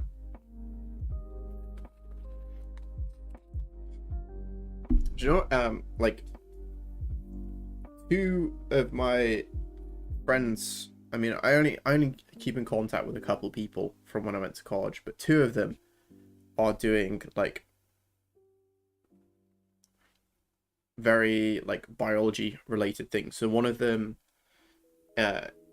is doing, like, genome conservation stuff, like, looking into how they can use specific genes to help conserve species, like endangered species. And the other one is doing something really, really similar to what you're doing. And it's funny because during school, I hated biology with a passion. I was like, I don't care about any of this stuff. But as I get older, I'm like, oh, man, this stuff's cool. Like I feel like I'm turning into a big old nature hippie, you know? But man, I plan on turning my backyard into an ecosystem designed to make food. Damn, safe. That's the dream, honestly. I wish I had a garden to do that. At the moment, I have a balcony. And it's very small. It sounds luxurious saying I have a balcony, but it's really not. And unfortunately, I could probably get a plant on there, but that's about it. But it would be really fun to have just like a little ecosystem where you've got like food growing, all that sort of stuff. It's very enjoyable work. I love being able to work outside. Oh, hell yeah, Jack. Damn. So jealous, man. Super jealous. Yes, would love to do something like that with a garden. Damn. No, it would be very cool. There's a nursery on the way to my work, and they have in like the outdoor playground of the nursery, they have like a huge garden, and in it they have like these huge beds full of like fruit and veg, and then they also have like piles of like decomposing wooden stuff for like woodlouse and all that sort of thing. It's really cool. Like it just looks so fun. They're building a mini greenhouse there where I guess they grow stuff too. It's like, damn, I'm jealous. I'm jealous of all these 4 and 5-year-old children that have it better than me. So they're probably not even that old. They can't appreciate it. Why can't they give it to me? You should get some small tomatoes and basil. Yeah, man. See if I agree with you there. That would go hard. I'd love to be able to eat some food that I have like grown myself. I think that'd be very cool. Maybe one day I'll get there. I'm really, the only problem I have is I'm not great at looking after plants. I'm pretty bad at being just consistent in general, so once I feel a bit more, what is the word, like responsible, I would love to do something like that. But I wouldn't want to buy a bunch of tomato plants and then just kill them after like a couple months. I'd feel really bad.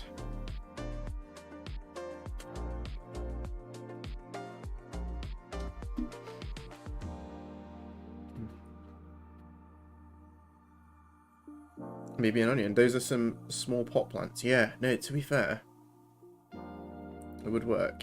And onions do need more space. Yeah. One thing I would love to grow is potatoes. So it might sound a bit boring, but potatoes.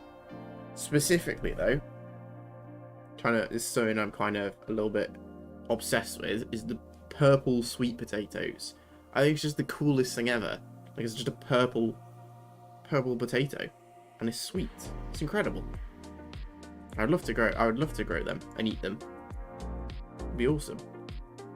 Even balconies can be great for wildlife. A few plants in a pot to offer some nectar through flowers. Oh, Jack, that would. I'm very tempted, honestly. I'm extremely tempted. One of the two things that are holding me back at the moment from doing that are basically the people above us smoke, and our balcony isn't like a solid floor. It's like wood with like splits in between the wood. How would you describe it? There are basically like, there's a bunch of wooden panels, but there are tiny gaps in between them. So when they're smoking, all of the ash falls down onto our balcony, which is really annoying. So our like balcony furniture just gets covered in ash.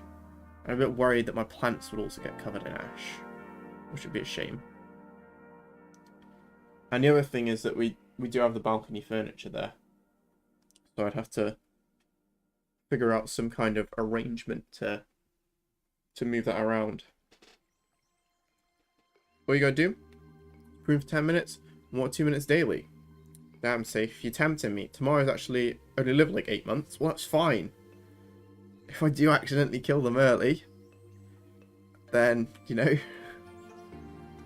maybe they just had a shorter lifespan than normal. They naturally die even if you treat them well. Well, that's reassuring. You can get mini wildlife ponds. What? It's basically a barrel cut in half, fill it with water and aquatic plants.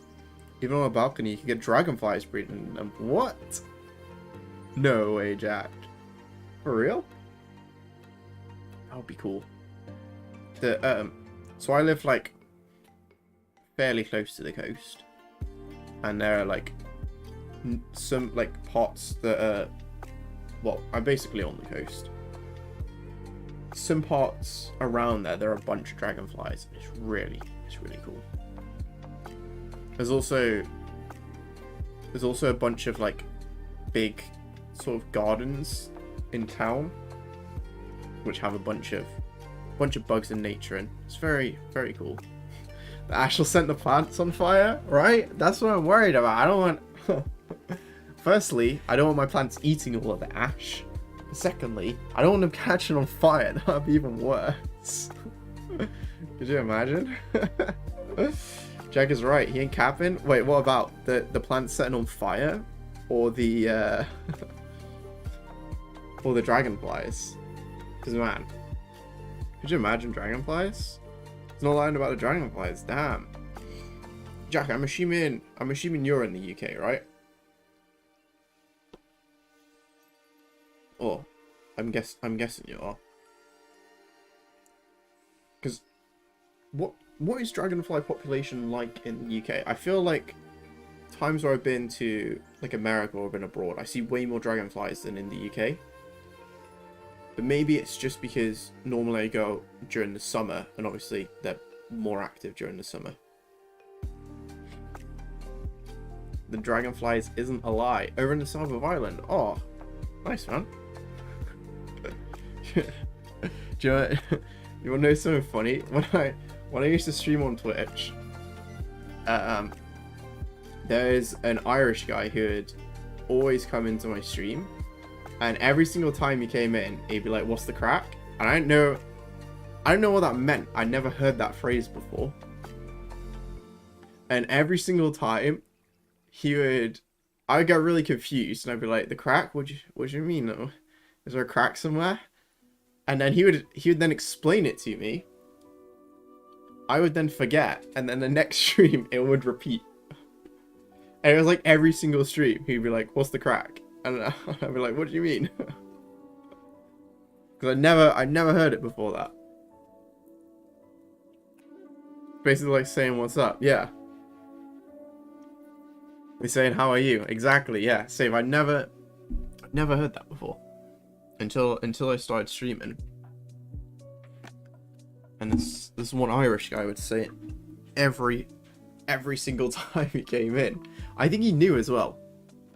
I think he knew that I would forget, so he would do it on purpose. And he would come to like every single stream too. It was really embarrassing because we were like pretty good friends. Like we'd like chat like most of the stream, but then but every single time, God, it's so bad.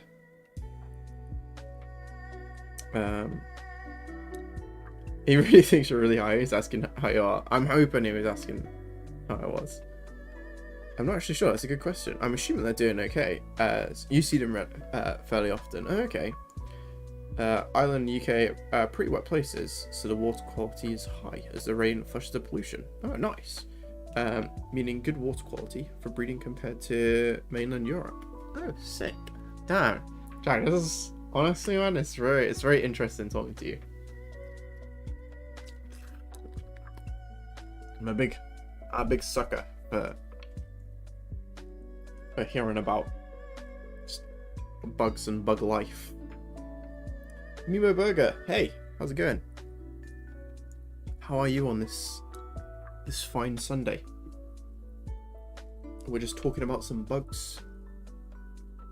Dragonflies lay their eggs in water, and they chill for a week before leaving the pond and fly into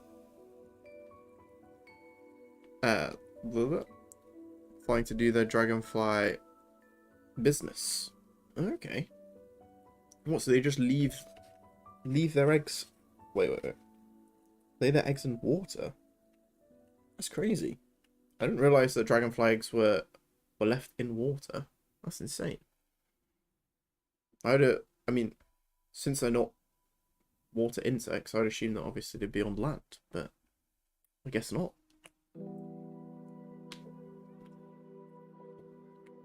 I'll have to ask some bug experts for ideas on the game. I'll definitely add them to the Discord. Jack. Legend, mate. Thanks. I really appreciate that, honestly. One of the things that I really want to do with the game is, in areas where it actually matters, I'd love to consult people who know what they're doing. Because, to be honest, I don't really know what I'm doing with a lot of things. I have a fairly broad understanding of game development, and I have not a huge amount of like knowledge when it comes to insects, honestly. I just thought it would be a fun idea, and I'm kind of learning as I go.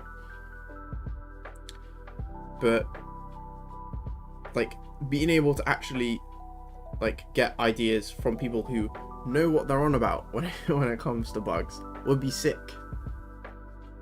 And like another big one is like I'm okay with music. I can make a little bit of music, but currently I'm like speaking to someone who's really good at music, and he's working with me to make some tracks for the game.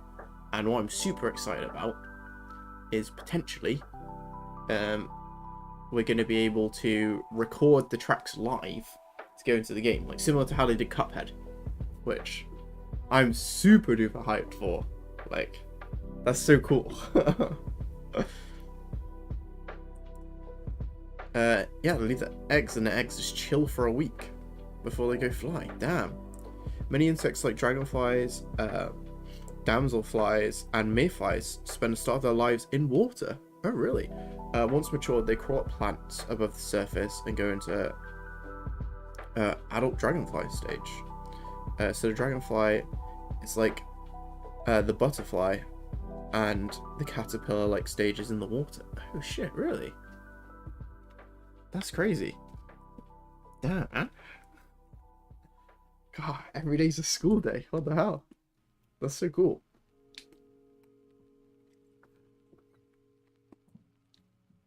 I'm learning so much.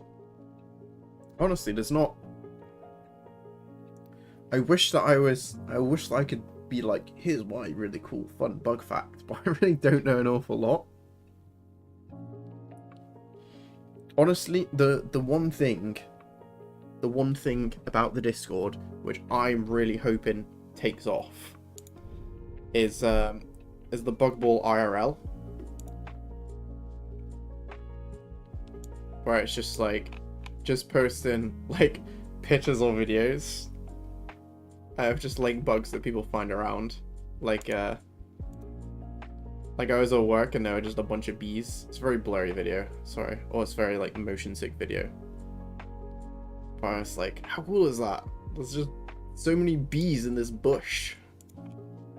Or it's like just a caterpillar trying to cross the street, you know? It's so fun. And then of course every time you see it, you've gotta be like, I'm gonna teach this guy how to play. Teach him how to play. You got Kiwi, you got a butterfly in his house?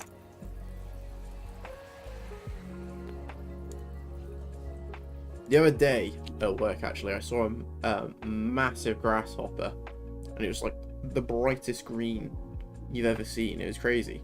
I really wanted to get a picture of it, but I was too embarrassed to do it in front of all of my co-workers. They'd be like, what the hell are you doing? I'd be like, I'm just taking a picture. Leave me alone. Man, go to YouTube and search Double Life.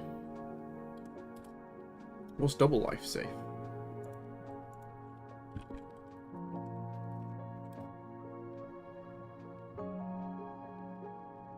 Oh, the Despicable Me. The song from Despicable Me. I'll have to listen to it after the stream, man. I don't know if I can get away with playing it on stream. I might get told off. Speaking of which, maybe a potential ability in the game. Many bugs have multiple stages to the lives, e.g. caterpillars versus butterflies. Perhaps a bug that changes the set time interval in the match. Jack, mate, I'm gonna catch up on chat and I'll tell you something. It's very cool. Like it's very interesting. Hope we didn't miss much. Victoria, I can catch you up. Don't worry. We were just talking about loads of different bug facts, really. Jack works as an ecologist, and he was telling me about like a bunch of fun things. Safe was telling me about like I could grow like fruit, herbs and shit on my balcony. Just talking about all that sort of stuff. If you know any cool bug facts, or like you've got any like fun naturey things in your house or in your garden, I'd love to know about them. Or I can change so you have a different different playstyle, similar to Pokemon Trainer in Smash Bros. Yeah, you keep slots open, as you said, getting more characters. Man, yeah, no, okay. It's a song in the Minions movie, legit fire. It's fire even outside of me. Turn off your mic and rate it afterwards. Okay, I'll do it in a sec, man. I'll do it in a sec. Okay, so Jack, basically, before I started making videos, I thought it'd be interesting to just say to ChatGPT, I'm making a video about my game Bug Ball, and it's a devlog. Write the script for it. And I gave it no other information other than the fact that my game was called Bug Ball. That was it. And one of the things that it wrote was it kind of already it had figured out that I was trying to make something similar to Mario Strikers. But one of the things that it said that I should do is it said that I should do bug evolutions. And I was like, oh, that's cool. That's really cool. Like similar like caterpillar evolving into a butterfly, that sort of thing. I was like, oh man, that's such a sick idea. I've not done it yet because I'm still trying to figure out how exactly I would want to do it, because there are kind of like certain design limitations, I guess, that I would have to that I'm trying to stick to. But I would love to do something like that where like you're able to change the playstyle somehow, where like the bug like almost fully changes, you know? Like the caterpillar's ability, it turns you into a cocoon, but you're just a cocoon and then you turn back. It's not like you change for a prolonged period of time. Turn your mic off afterwards. You're growing oyster mushrooms? Oh, safe, mate. Don't get me started on growing mushrooms. Oh, don't do it. God, I'd love to grow some mushrooms. Absolutely love to. Alright, give me 1 second and I'll listen to your song safe. So there's not going to be any music for a little bit.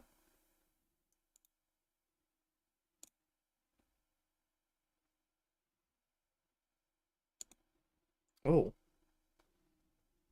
This is fun already.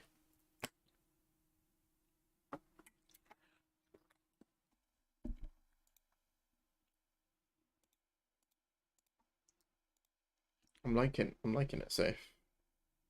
They aren't magic ones, they're healthy for eating. Alright, that's good. That's good. I can't lie. One of the main reasons that I want to is Clarkson's Farm, which if you haven't seen it, I think is like, it's one of my favorite TV series that I've seen. And it's not because I'm like some huge Jeremy Clarkson stan or something. I just think it's really, really well made. Like, it has so many just interesting areas to it. Like, the storytelling is incredible. You're watching like all of this nature happening. Like, there's like the business side of it too. And then the cinematography is just like insane. It's like, what the heck? This is just a farming show. Like, it's just a goofy farming show with like some stupid celebrity. But man, it's so good. I really like it. And in like the recent season, he has like his underground mushroom bunker, and the mushrooms grow, and you're like, whoa, look at all the mushrooms. And like, mushrooms are really good for you, and you eat them and whatnot. Oh, they're the best. That's why the first map has a bunch of mushrooms in it.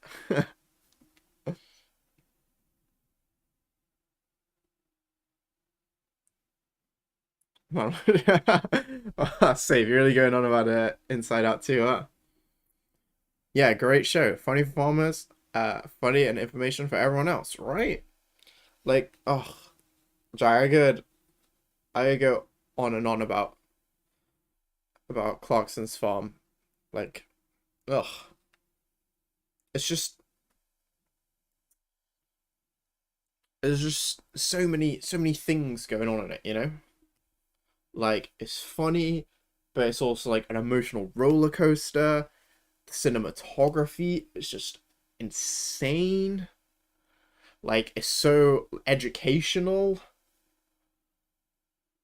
Oh, it's just, and it's like, it's, I don't know, it's like, it's really nice to see like the nature too. Oh, so good. You can add some water striders or other bugs. They could have powers of water. Victoria. Do you want to know something? We were literally talking about that while you were gone. I'm sorry to say. Also safe. I was listening to that the entire time my music was off then. Banger. Great tune, honestly. Safe, if you like that, you should take a listen to some of Silk Sonic, which is like Bruno Mars's new band. He's got a couple songs from there which I really like. It's 777 and what's the other one? Give me 1 second.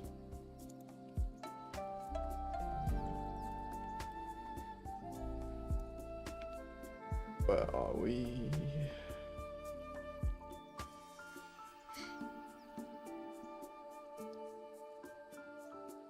Oh, Fly As Me and 777 by Silk Sonic.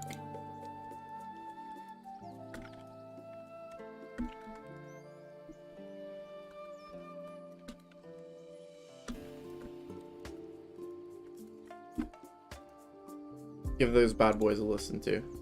Oh, I'm obsessed with them at the moment. It's so fun.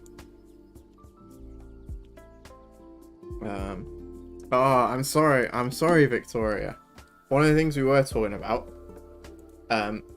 is, I've got Discord where people like make a bunch of suggestions. So this guy, who's in here, Kiwi. Where are we? Look at this, Water Strider. I'm sorry. They're already on it. I'll get you a link if you feel like joining. If you don't want to, absolutely no stress. I know that being in a lot of Discords is kind of annoying, but if you do have any suggestions, I would absolutely love to see them, because it's really fun. It's really fun seeing what everybody wants in the game, because then I can actually do that. Because let's face it, the people that are going to be playing the game, the people that are kind of like interested in it now, hopefully. Your soil science lecturer made you watch it. That's crazy, man. That's really funny. Have you seen all of the seasons then, Jack? If you have, what were your thoughts on in season 3 where they had the guy who was trying to like do the soil rejuvenation thing? Does that work?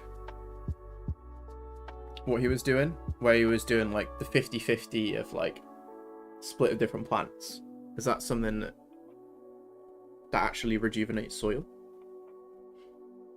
By the way, man, I'm telling you, you watch it, I know you shed a single tear in the first film, you'll shed 20 in Inside Out 2 because of how good the film is. Damn.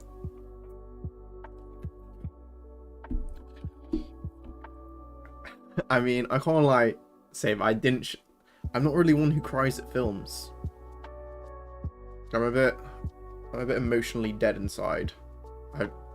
There are very few films I've actually cried at. But we'll see. Maybe I'll shed a single tear at this film. Who knows? I do get the feeling. I get like that when you're about to cry, but the tears just don't come out. I'm like, we've seen Cloudy with a Chance of Meatballs, where the guy like sucks up the tear. That's me. No worries, Victoria. You have given me original ideas though. The it just wasn't the Water Strider, I'm afraid. The others though, I did really like your other ideas. So don't beat yourself up.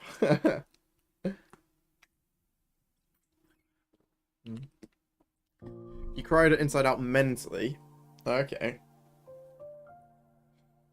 But in 2 you literally cried because of how good it was. Damn.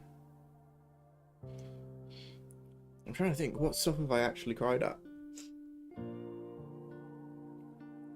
To be honest, I think there's only like 1 or 2 pieces of media that I've actually cried at. And the main one is this anime called Anohana, which is like, it's like just the saddest thing that you've ever seen, basically.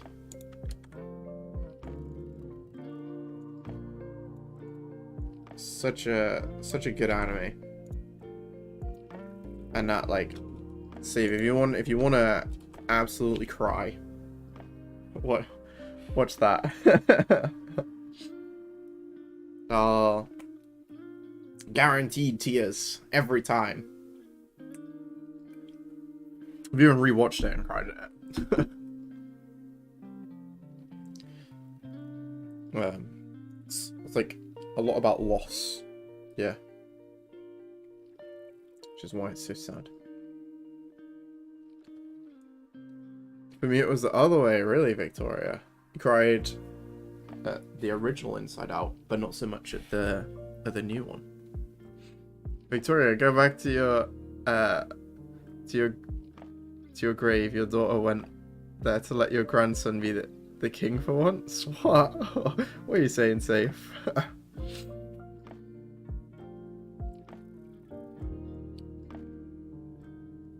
Have you seen Grave of Fireflies? Yeah, Victoria, that's another one. That's another one I've cried at. Grave of Fireflies. Fuck. Cool. That one's one where you're like tight in the chest watching it, you know? Haven't seen it. Ah, fair enough. If you use adding plants like clovers, legumes, that adds to the soil's nitrogen. Do you remember how he was rejuvenating the soil? I'm trying to remember off the top of my head. I want to say that he was doing something similar to that, where it's basically they decided. So this guy basically came along and he was like, "I'm gonna use your field to plant my crops, and I will then buy my crops back off of you once I harvest them." So there was basically absolutely no risk involved for Jeremy whatsoever, other than the fact that he could have potentially made more money with his own crops. But from what I remember, he was doing something like 50-50 of like wheat or barley type of thing with something else. So he was doing like a strip of what was meant to be in the field,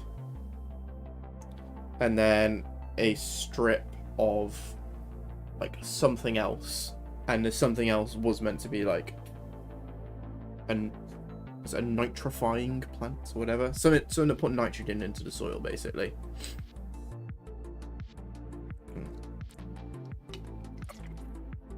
But it was very interesting. The guy seemed a bit weird, honestly. I wasn't a big fan of him.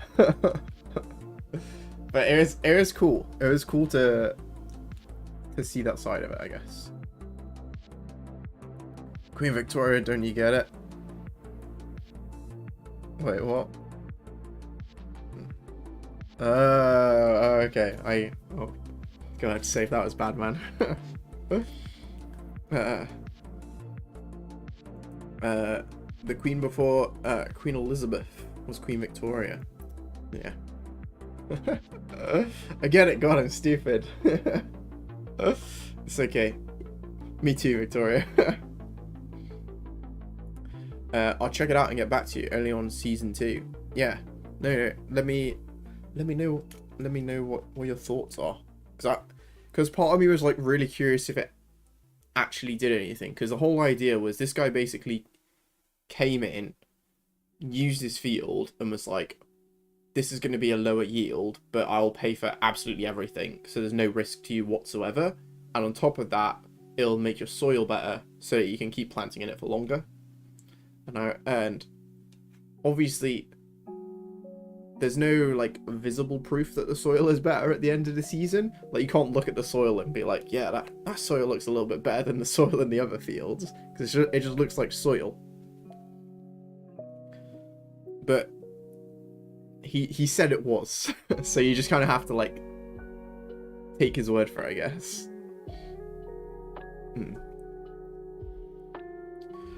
Roll in the grave, Jesus. Damn safe. I'm rolling. Oh, Victoria, you're rolling in the grave. Damn.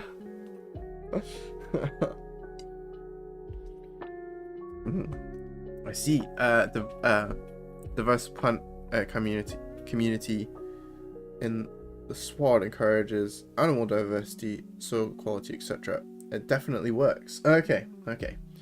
Definitely going back to older farming methods. Yeah, I want to say you said something about that, but maybe I'm just manifesting that because you said it.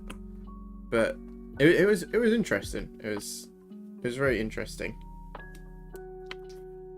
Like, it's fun seeing the farming side of stuff in the show, but it's also really interesting, or I find more interesting, seeing like the actual like more conservation nature stuff,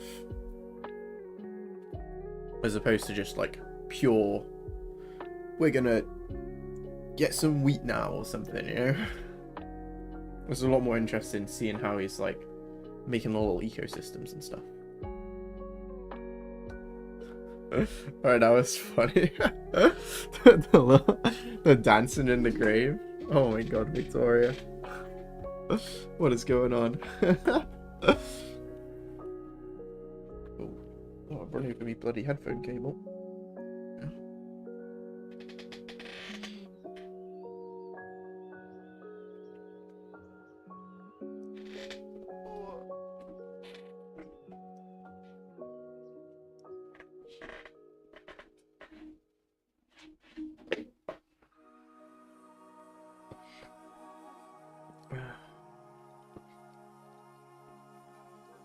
Essentially, the guy is hoping to improve the field yield with natural methods, improve biodiversity without the need for expensive artificial fertilizers, which can harm natural systems. Yeah, no, he said a lot about that, Jack. Actually, he was basically like, we'll give the plants what they need, but not for. I can't remember fully. I don't want to like misquote or whatever, but from what I remember, he was basically, we'll give the plants what they need, so that the soil like is still good for growing, but we're not gonna like give them excessive amounts of fertilizers to make sure that it's still like a very natural process, basically. You think you know why Victoria might have cried more Inside Out 1? Damn safe. It always comes back to Inside Out, because adults cried at the end and stuff, which was because it was more sad in general. But me, who is a teenager right now, I cried more in the second because it's more relatable, more agreeable.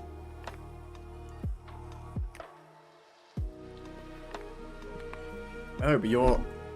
Oh, but neither of you are adults. Maybe it's just a personal thing. Maybe it's just a personal thing. Also, safe. I would recommend probably don't go around telling people your age until you are, like, a bit older, mate. Just because you don't want to leave yourself open to weirdos. So, same for you, Victoria. Both of you, I'd strongly not recommend doing that until you're like 18, because there are a lot of weirdos online who might try and take advantage of you because you're young, and I don't want it to happen because you're saying how old you are in my stream, or like, yeah.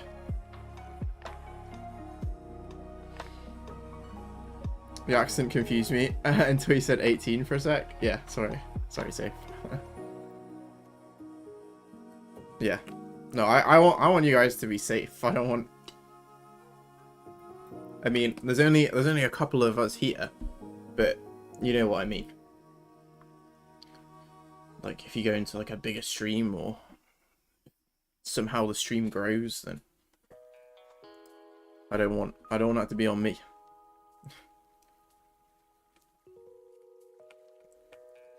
Let me guess, because you meant about PDF files. What?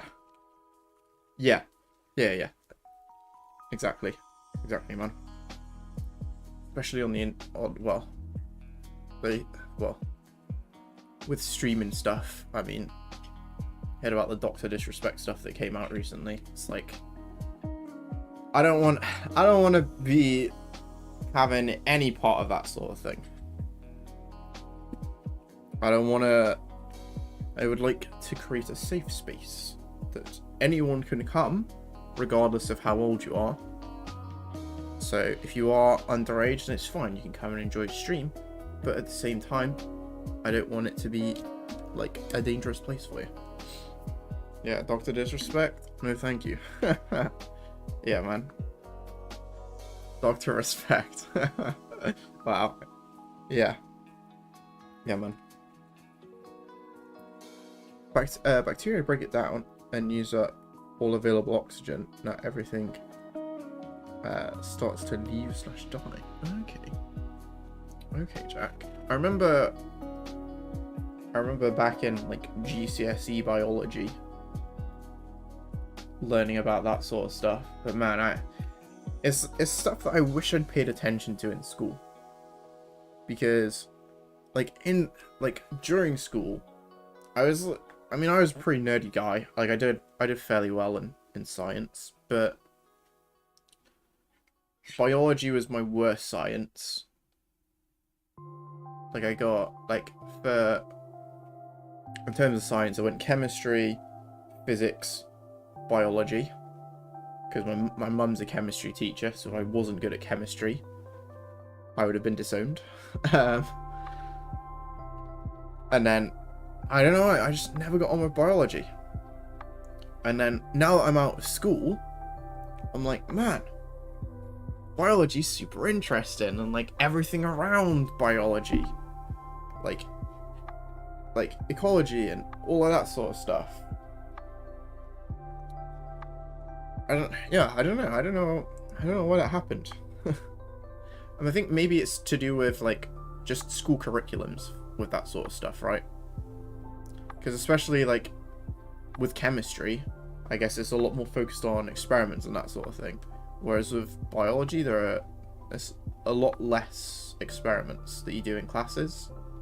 Like the most interesting thing that you end up doing is dissections, which I don't know. I personally didn't think was very interesting. I actually like biology most out of all the sciences. Oh, okay. Like chemistry and biology, the rest are boring. That's fair. That's fair, safe. Honestly, I was I don't think I did enjoy chemistry, but I did like it wasn't something that I was super passionate about. But having a parent who teaches a subject gives you a humongous advantage in school. Like it's just so much easier for you because you have someone that you can basically go to and be like, hey, what are the answers? Teach me this subject, you know? And because of that, I ended up doing a bunch of chemistry, but I just never took it anywhere. Hello. I'm live, by the way. Just sorry, my girlfriend just got here. I know it's her sneezing if you heard it. What country are you from, Victoria? I am from England, and I currently live in Wales. Basically the same. Yeah, I get you. I suppose schools have to look at all biology. What the hell? Why have I turned into a ghost? I'm a ghost man.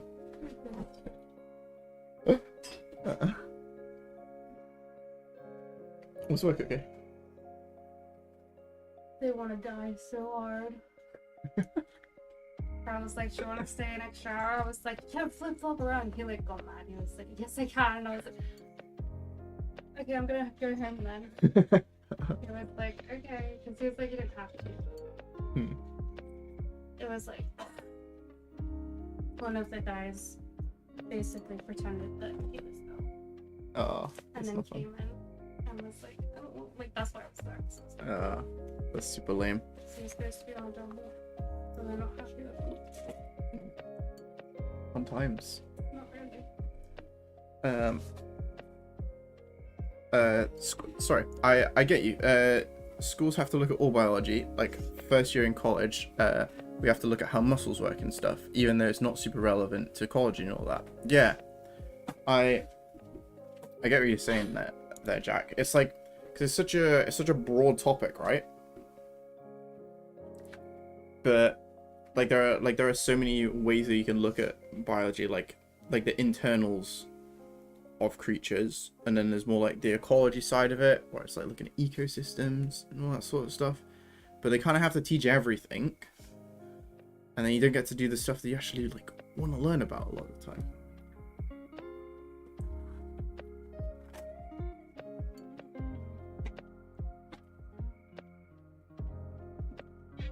What?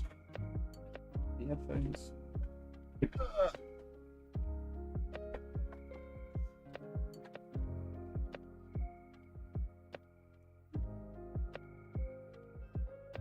I ain't saying, but I will say I'm somewhere in the continent of Asia. Oh, nice, safe. If you are interested in doing something with your garden for wildlife, look up Joel Haver. Wild Your Garden. He is a wildlife gardener on YouTube. Damn. Joel Haver.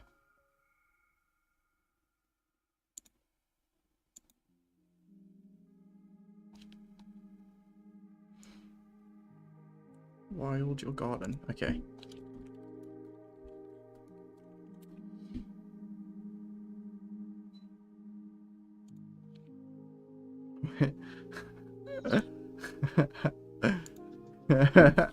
Jack. Joel Haver's someone else, mate. Dude. I found who you mean it though. And if you watch the other Joel Haver, they make awesome videos as well. Which is very fun. Because Joel Haver's the guy who does like the rotoscoped animation stuff, where he does just like memes. Well, I love his videos, but I will have to check out this guy's Joel Ashton. Looks very interesting. Just real wilderness gardens. That's so cool. There's a guy who I watch called every now and then. It's called, I think it's called Sepra or Serpra Designs. Serpa Design. That's it. And he does like a lot of like terrarium style videos. And I think his stuff is like super duper interesting, like just building little contained ecosystems and whatnot. And he's got like a bunch of pets basically of like fish, lizards, all types of crazy stuff. I like all types of biology, human and non-human. Every part of everything. Damn. That's crazy, man. It's very interesting and fun. Oh, yeah. Also, Blue Tits and Bumblebees, an English TV show from the 80s, is amazing. He records how he changes his garden for wildlife over a 3-year period. So ahead of its time. Really? Damn. I'll have to make a note of that as well. What was it?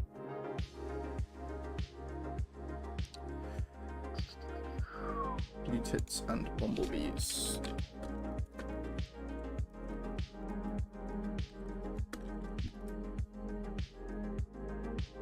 Nice.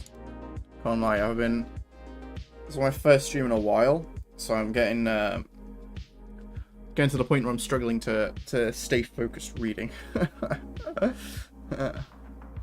Joel Ashton guy is English too, and only uses native species. So it'd be perfect if you live in the UK. Oh shit. He's got a store with seeds and plants, so you could also hire his teams to do up a garden. That's crazy. Damn. That's honestly very cool.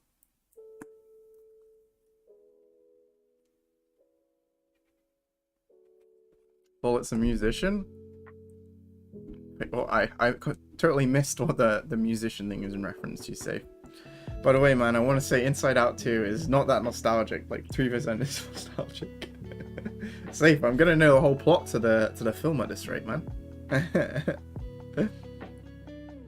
You don't know why your brain leaves to it a lot? It must be a really, really bloody good film, that's why. And Joel Ashton. It's all good. It's honestly it was a fun slip up because it's someone that I also watch. Like a Joel Harver. His videos are very fun. By the way, a YouTuber like Joel Ashton is Jeff Lawton. Very similar. Oh, okay. Cool. Getting a long list here.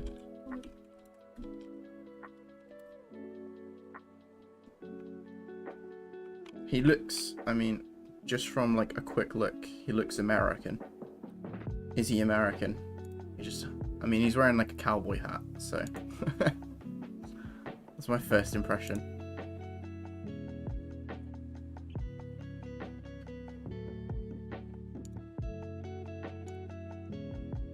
Looks very cool. It's very interesting. Damn. The thrill of the double life. Oh man. Add Colorado beetles. They could shoot potatoes. Wait, what? Was it a Colorado beetle? Shoots potatoes. Let's have a look at a Colorado beetle.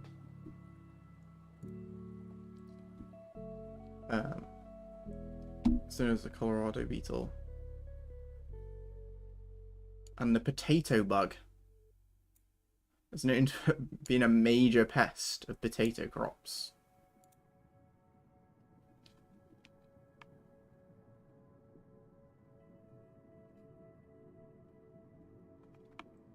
They just absolutely consume potatoes. Is that what it is?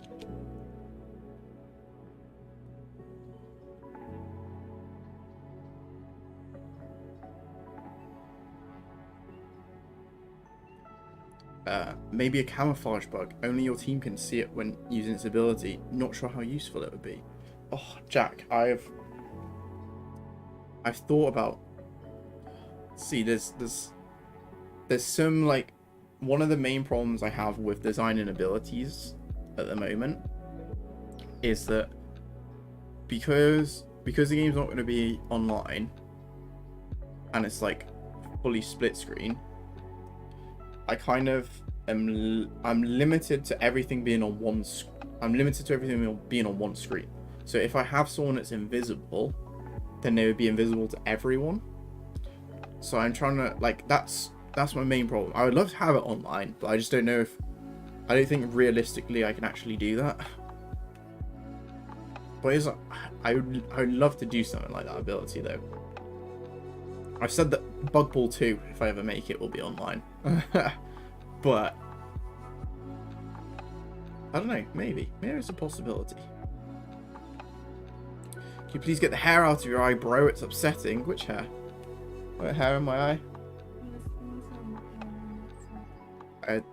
I could do with a haircut, honestly, but I'm trying to grow my hair long before it all falls out. And it's at that annoying stage where it's like covers your whole face.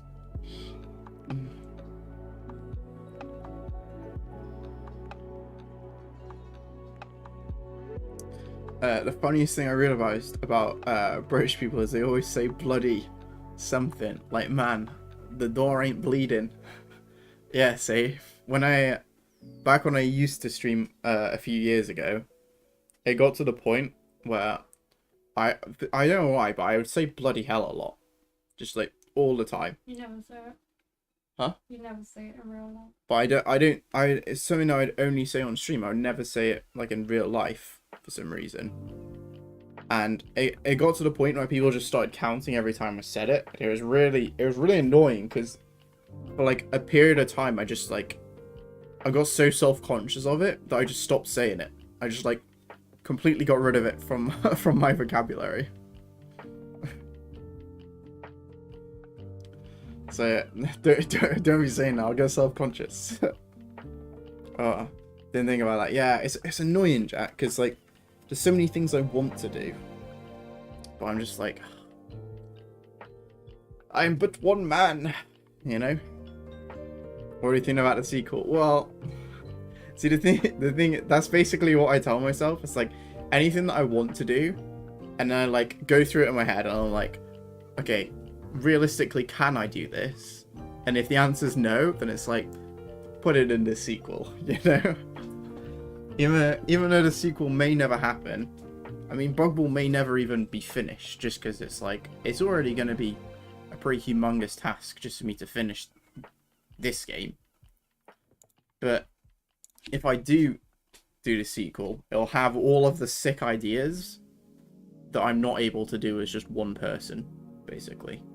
Because then I'll be able to actually get help and do way more fun things with it, basically. Or maybe, I mean, I might not need more people, because obviously I've already got the original one to go off of. It'd basically just be stuff that I would need either a load of time for or a load of money for. Because at the moment, I have a decent amount of time, but I have no money. And this is gonna take this is already gonna take a bunch of time anyway, you know? Lol. The Rock P Rock? What? Only some people can make that sentence rhyme. The Rock P Rock. What? You what, safe? You have to do a trailer like Smash Bros. Ultimate. Every bug is here. And it's like a few million characters. Man, honestly, the list for like Bug Ball 2 is crazy. Because it's like Bug Ball, I'm thinking 51 characters, because 51 divided by 17 is 3. So it works like with this layout that I'm doing here. It works really well. Because it's three perfect lines, and I can say 50 plus characters to play as. But Bug Ball 2, every species of bug to ever exist. Be like a FIFA roster. Like this is more like a Smash Bros roster, where you've got like a good amount of characters, but like FIFA. Because when I think about like, I guess like competition for the game, there's Mario Strikers, and then it's probably FIFA. And FIFA is just like crazy, unattainable. But Mario Strikers, I feel like, is a lot more realistic. Like, they don't have a huge amount of characters. It's fairly small in scope, to be honest. Obviously, the graphics are probably going to be way better than what I'm able to do by myself. But it's like, it's reachable. I can almost reach up and grab it. But Bug Ball 2, more characters than FIFA. More characters than every footballer that's currently alive. Why not? The sky is the limit. It's how some people make the word sound. Some people make it sound like it's written. A rock pie. A rock P, even. A rock. The Rock P Rock. I'm trying to think what accent you would even need to say it in. I don't know why I defaulted to thinking Yorkshire. The rock, P-rock. No. I don't know how you do it, Safe. It's lost on me. Completely lost on me. I'm afraid. Oh, you know what? I think I'm probably going to end the stream pretty soon. Just because I'm getting a little tired. And my goal was to stream till 5 today, which I'd say is pretty good. Like, I've almost there. Basically 5 o'clock.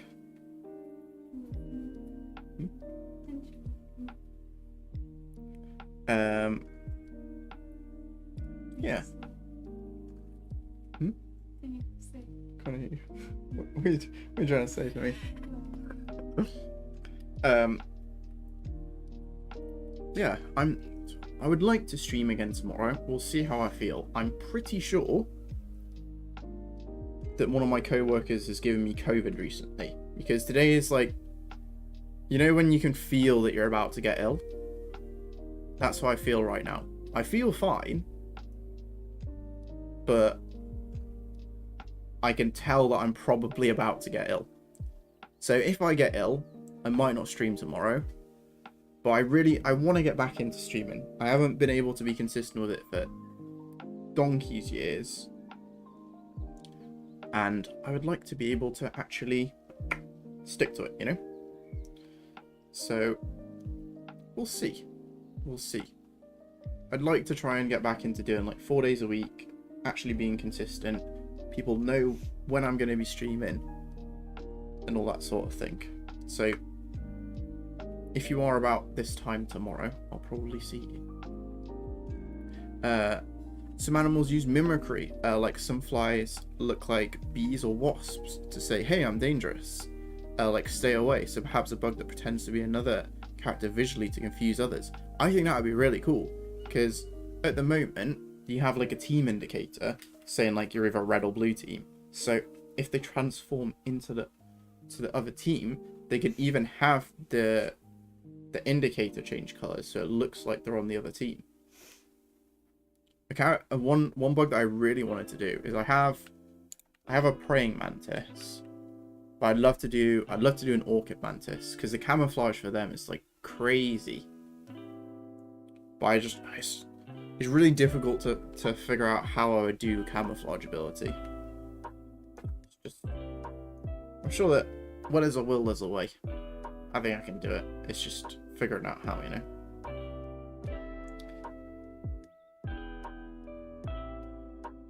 A rock. The rock P-rock. Oh, I see what you mean. If you pronounce the as the, then it works. That's safe. I guess if it's one screen, they know. Yeah, that's the thing. It's figuring out how to do it on one screen. I don't know. I'm sure I could find it. I'm sure I'll find a way. Jack. But anyway, I think I'm gonna end the stream here, guys. Thank you so much for coming out. It was great to see some of the new people, like Jack, Victoria. It was lovely to meet you. It was great to see you again, Safe. Thanks for coming back, mate. Sorry that you had to wait like 10 years for this stream. But thanks for coming, guys. I don't remember. Do you have a soundtrack for your game, Victoria? I don't, but it's in the works. I know a guy, and he's making a soundtrack for me as we speak. He's potentially working on it. I can play you a little snippet actually. Where are we? This is a very rough early stages sort of thing. Yeah. Let me pause that.